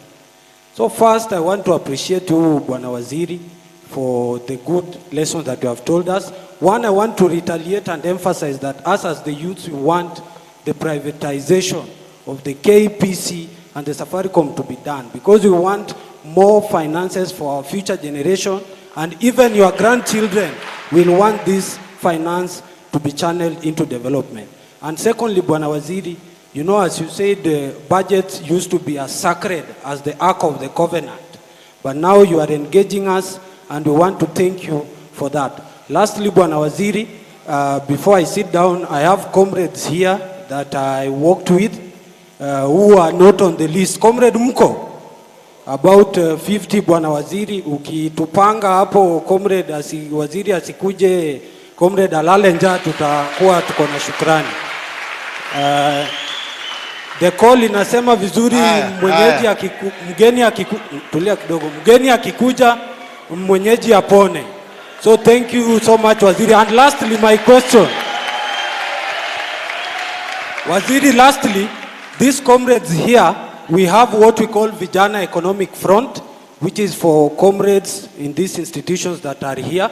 We normally do car wash. We wash cars for the MPs here and our lecturers. Would wish to get your support. We have a proposal with our secretary there so that we can buy 2 or 3 machines that can help these comrades wasake tonge. Comrades power! Comrades ria! Alafu Bwana Waziri usitishwe. Sisi kama comrades wa Meru tuko nyuma yako, na nikikuangalia hivi hapo 2032 kuna venye nitakuangalia na macho mzuri. Waziri 2 term. Thank you so much and God bless you. Okay. Yes. Yes, Bwana Waziri, I'm Wesley, a former student here at the Meru National Polytechnic. Mine is so simple, it's a question about the public debt. So I'm not convinced and have not understood well why we still need loans like the one you got from the bank from China the other day. I still do not understand why you still need to get loans, and yet you have explained so well why you have privatized the companies, and Kenyans like us who make very less are willing to live within our means so that we can satisfy the other loans before from the other regime. Thank you. Thank you. Now, I gave 3 chances. Maybe I'll try if I can get another 3. And that will be it. So just sit down. I've seen you. access to government tenders. I know there's a legal framework in place reserving 30% for AGPO, these special interest groups, women, youth, the PWDs, and now we have added the elderly as the marginalized. But a lot of times what happens practically is the people who win these tenders, PWDs, youth, women, are not the people in those categories. You find one person has registered a farm, I have PW, and they tell people like me, they tell me, you know, help us. I have all the farms. If you want PWD, I have it. I have the one for the youth, one for the women. Our system has been compromised. So, two things. We are tightening the rules to make sure that only people who are in those categories register the farms. But e-procurement is another way. I know many people don't like this system. But the moment this system will pick up, you will find that it helps us in dealing with this interference. Because human beings being what we are, even if we try to tell you we will do this, we'll do this, you find so many of us don't want functioning systems because we get compromised by the people who are doing those things. So the best way is to remove or reduce to the minimum human interaction with the procurement system.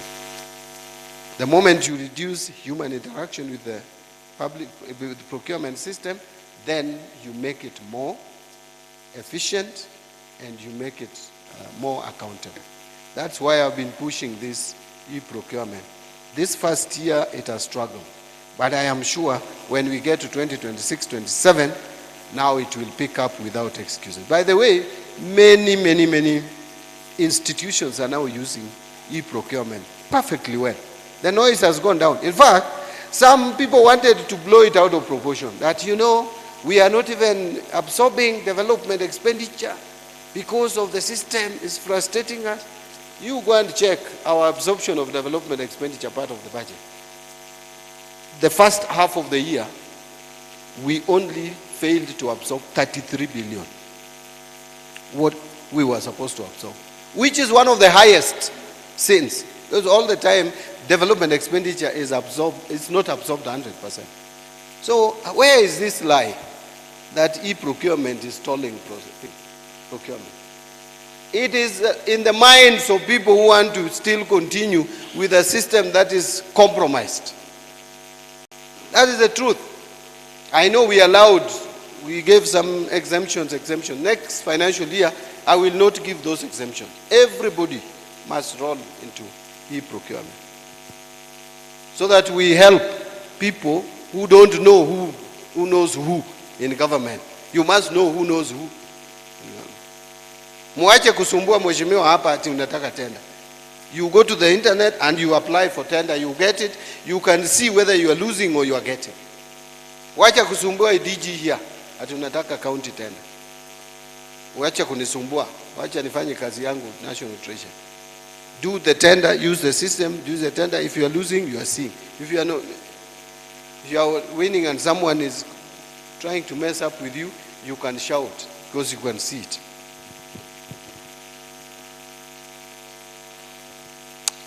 I think my friend the two gentlemen refused with their names. It's only Baba who said her name. But it's okay.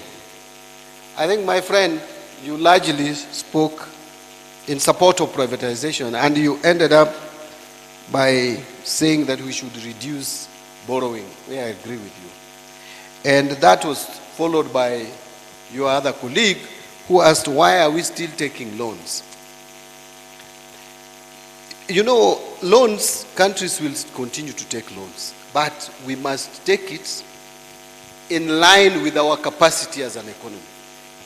We have been taking loans that we can't pay, and loans that are too expensive, and loans that are long-term, which are short-term to pay, and putting in projects that are long-term. Sometimes And a lot of times we take loans for general budgetary support. You cannot even follow through to see where the loan was used because it is for general budgetary support.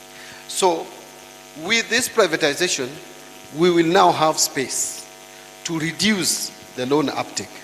We will start by cutting down on loans to a point maybe in future we may not need to take loans at all. But what we need to do is to start reducing our budget deficit. So we'll take out the infrastructure projects that are being funded currently in the budget. We take them out and fund them through this fund. That will reduce the pressure. The money that is released, we will reduce the loans and also channel some to social services like education, like health, which are underfunded today, and others like cash transfers or support to the vulnerable of the society. I think now you'll allow me to just give maybe 2 more. Waheshimiwa, how many of you want to? Can we take 2 to represent you, the MCA, the area MCA? Then you can converse there, one of you to speak. But hakuna mzee ameongea leo hapa. We cannot marginalize wazee. And I've seen a mzee ameweka mkono juu. Mimi nitampea mzee. Mimi niliishi na mzee, ninawaogopa wazee, ninawarespect. Mzee, wewe ndiye utaongea kwa niaba ya hao watu wote. Okay, asante sana. CS Mbadi, Minister for Finance, Mheshimiwa Rahim, all protocol observed, ladies and gentlemen. My name is Alex Manyara from Central Eventi. I was sent by Mheshimiwa to represent him because he was far. I have just a few things to mention. Mine is to start by saying, today, Meru is so lucky to have you. We are blessed. We are born again. And we are sure what has transpired today will become a reality, and we are running behind the 2-term in the Mbadi Central. Mbadi Central, that is the song every day. The people of Central Mbadi sent me with only one word. They look like a person is standing, the way Mheshimiwa Mbadi is standing. Their roads cut from one side to the other. They have only 2. That is the Mati Road and the other road which cuts on the western side. We don't have any road that cuts from the head to one's legs. So the people from west have a lot of problems getting to the east, especially when it is rainy time. We have only started one which has covered 1.6 kilometers, and that is why the song 2-term is all over. In case the other proposed 4 roads are taken care of, that is from Gitole, through Mojwa, through Kaongo, through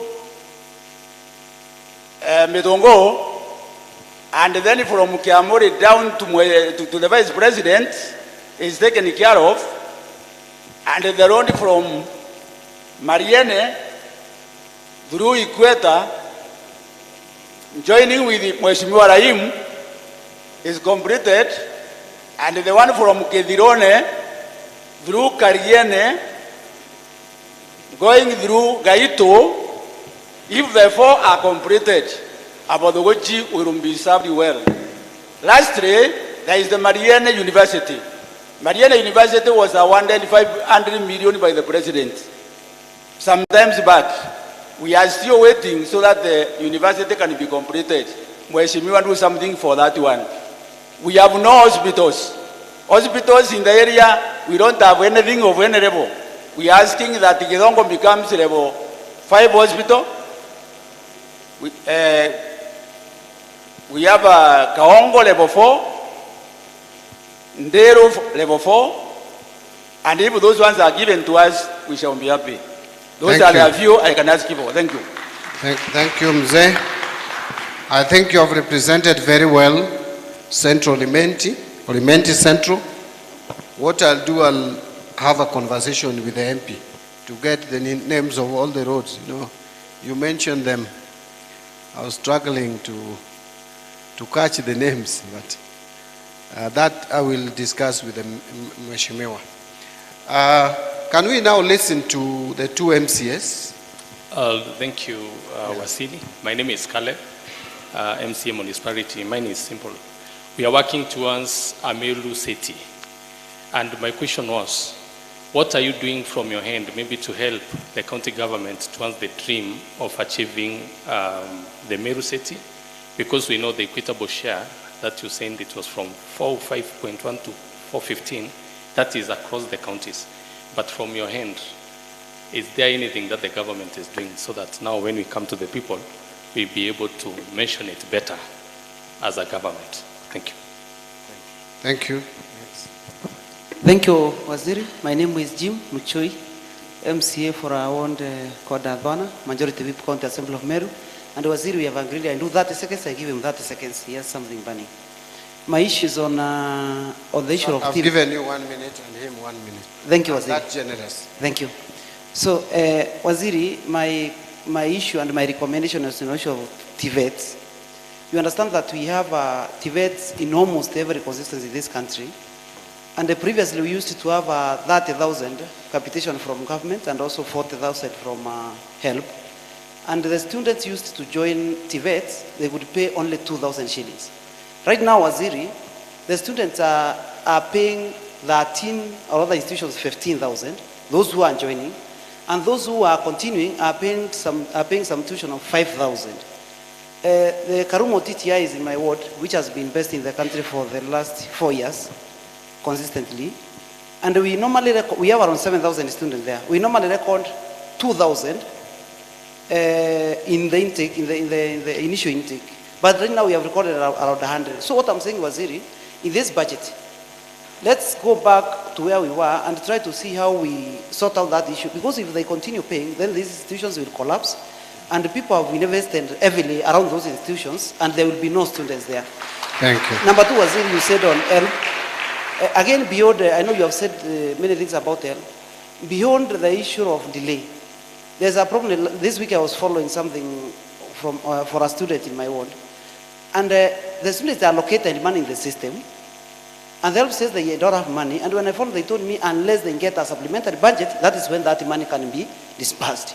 So when the money is allocated in the system and the parent knows that the student has been allocated money, wazazi wanajipanga vingine wakijua pesa itakuja. And then that money disappears. It also brings a lot of problems. Finally, Waziri, in this budget, let us concentrate on finishing the incomplete or the stored project. Thank you so much. Thank you, Waziri and members present. My name is Makasi. I'm the chair budget and appropriation.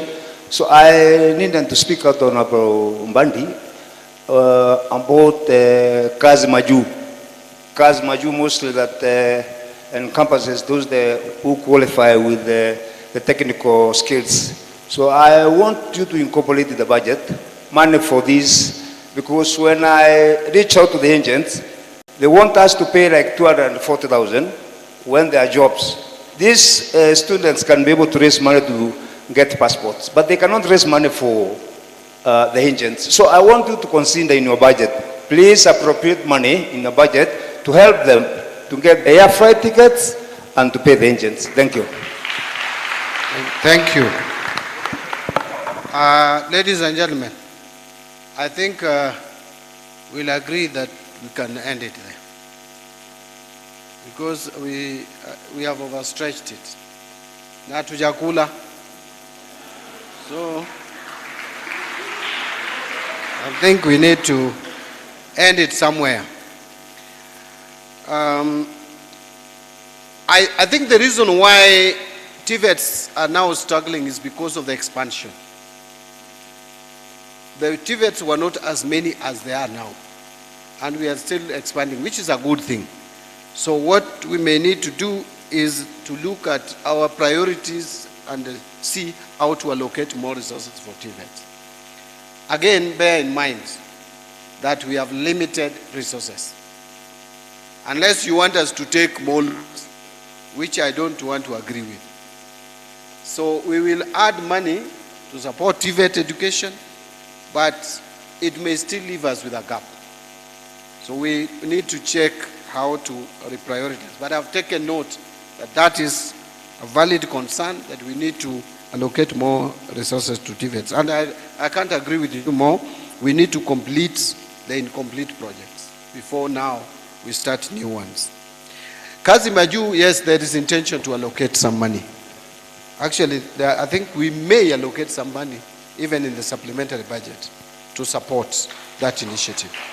We have already had a conversation with Mutua, the CS, and I promised him that we would put some allocation in the supplementary budget. And going into the main budget, I'm sure we will put more resources to support those who are getting opportunities and is being hampered. And you know, these ones are better, because if we don't do this, then we are creating opportunities for those other people with bad intentions who are taking our children to Russia in the name of helping them. It's a very sad thing. I'm sure you people have been following these stories. It's not something to be happy about when Kenyans are being taken, being misled to go to funny places to fight war they don't know, whose origin they don't even know, the name of looking for greener pastures. So if we can give more capacity to government for this formal, this structured way of getting Kenyans to get employment, the better. So I agree with you on that. Si ni kama nimejibu kila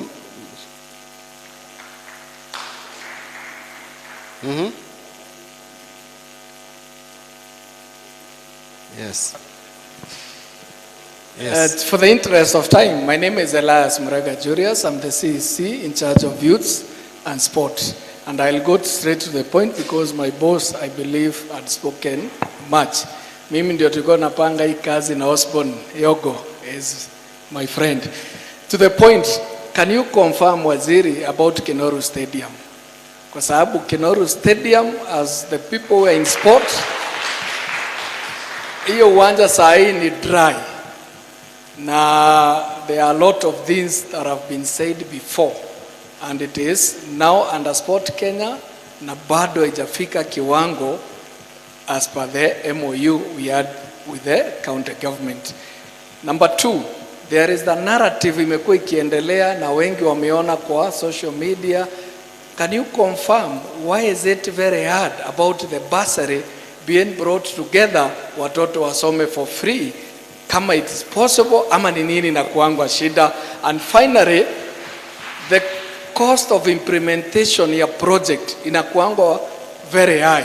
What I mean is a project ya 1 million, for example, in either national ama county, lazima iwekwe 16%, tukiweka profit margin ya 20%, administrative ya 5%, ile inafikia mwananchi inakuwa ni kitu kidogo na wanaona ni kama serikali inawaiba. How can you reduce the cost of implementation through a policy framework? Asanteni sana and may God bless you.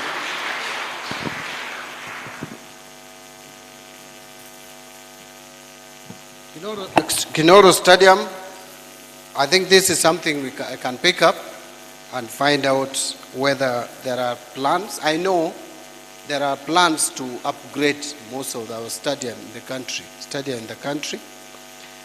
And you know, again, the sports fund has been misused over the years.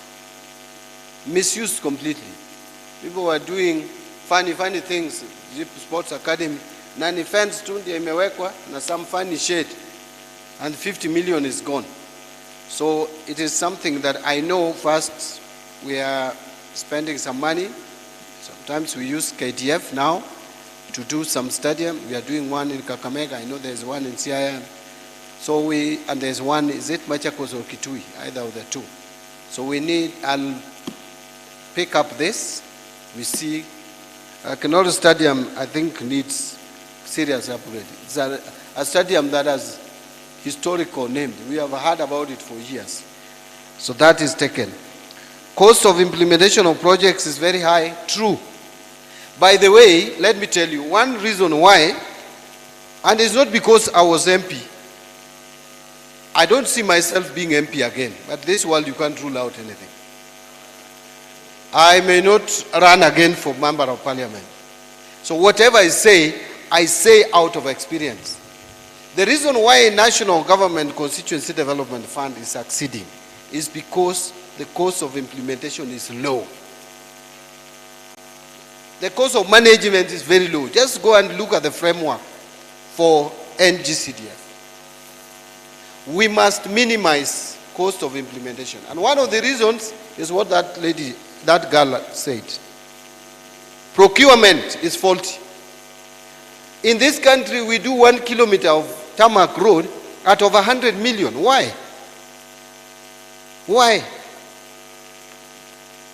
Because our engineers, our procurement officers, our accountants, those are the culprits. This country, there are criminals in these areas. I will tell you where criminals reside. Criminals reside in the accountancy profession, where I belong. I want to start with that, so that other professions don't come for my neck. Accountants. There are so many criminals among us. You leave accountants, you go to another category called engineers. Engineers estimate. Hey, if there is anything sinking this country, is this so-called engineers estimate. Then you go to procurement. Procurement hapa, hata sisi tulifanya makosa mheshimiwa. We go and say the lowest evaluated bidder. Not even lowest bidder, evaluated. So how this evaluation is done? Procurement. Then another category, lawyers. These four professionals, if we change these professionals and we start behaving well, this country will develop. But these four professionals, groups, categories, accountants, procurement, engineers, and lawyers. Hapo ndiyo kuna shida. If you belong to those professions, know you are the person who is putting Kenya where it is today. So we need to reform those professions, beginning at individual levels. Lastly, ni maneno ya basari. It is a valid proposal. Members of parliament through NGCDF, 40% of NGCDF is for bursaries. Women rep, bursary iko hapo. Presidential bursary iko. Counties wanapeana bursary. If we could be clear in our minds that we want to help give free education to our children, and we forget about these people running around with forms all over the place, kujaza jaza na kucheza siasa. Niko na checks hapa, so and so kuja, alafu ninaenda nyumbani when I'm very satisfied that today nimecheza siasa. Hiyo ndio inaleta shida. We could surrender the money, but will the money be surrendered? Have that conversation. No policy decision has been made whether we are merging the bursary funds. Because this is a conversation that I alone cannot make a decision on. Our MPs are here, the executive is there, all the other participants. So I want to end it there because I told you I'm going to Nairobi and I don't even know what time it is. Ni saa ngapi? I will come back another day if you welcome me. How many would want me to come again? Na nikirudi, this time nitacheza siasa. Hata mimi nitasema maneno siasa vizuri.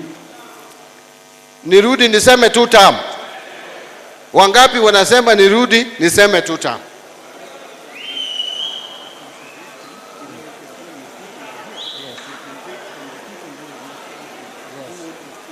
Yeah, so those who will be, there are people who can speak after we'll have left. But I want to assure you, I will find opportunity to come back for a conversation. Tutaongea siasa. You will ask me the performance of government, where we have delivered, where we have not delivered. Na nitajibu yote. All of you, I will answer, each one of you. And I will tell you why tribalism is bad. Sindio? Some of you are tribal here. I am also tribal here. As if I chose to be born a Luo. Something you do not contribute to. Why are you proud about it? Did you choose to be a Meru? If you didn't make a decision to be a Meru, why are you being proud that you are a Meru, other people are useless? That I'm a Luo, other people are useless? What if my mother was married this side? See, I would be a Meru today. So achane na maneno ya ukabila bwana. This country, if it is going down, all of us, regardless of our tribe, let us look for leaders who can move this country from one level to the next. Nitarudi, mkikubali. Nitarudi, niwaongeleze. Asanteni sana. I know there are people who said that their names were not there. I will leave this with my team. They will also be sorted out. Now you said 50. Na hii list yako hii bwana. Hii ni yako eh? Oh, ile ya vijana. But we will get back to you. I thought you were giving me the names of the 50. The names of the 50, my people are here, they will sort you out. Wale wamekuja hapa, hakuna mtu ameget crash. Umekuja hapa because Mbadi came here. You came to see Mbadi and listen to Mbadi. Hata wewe lazima upate kitu kidogo. Ama namna gani? Thank you. Thank you. Let's remain seated. Let's remain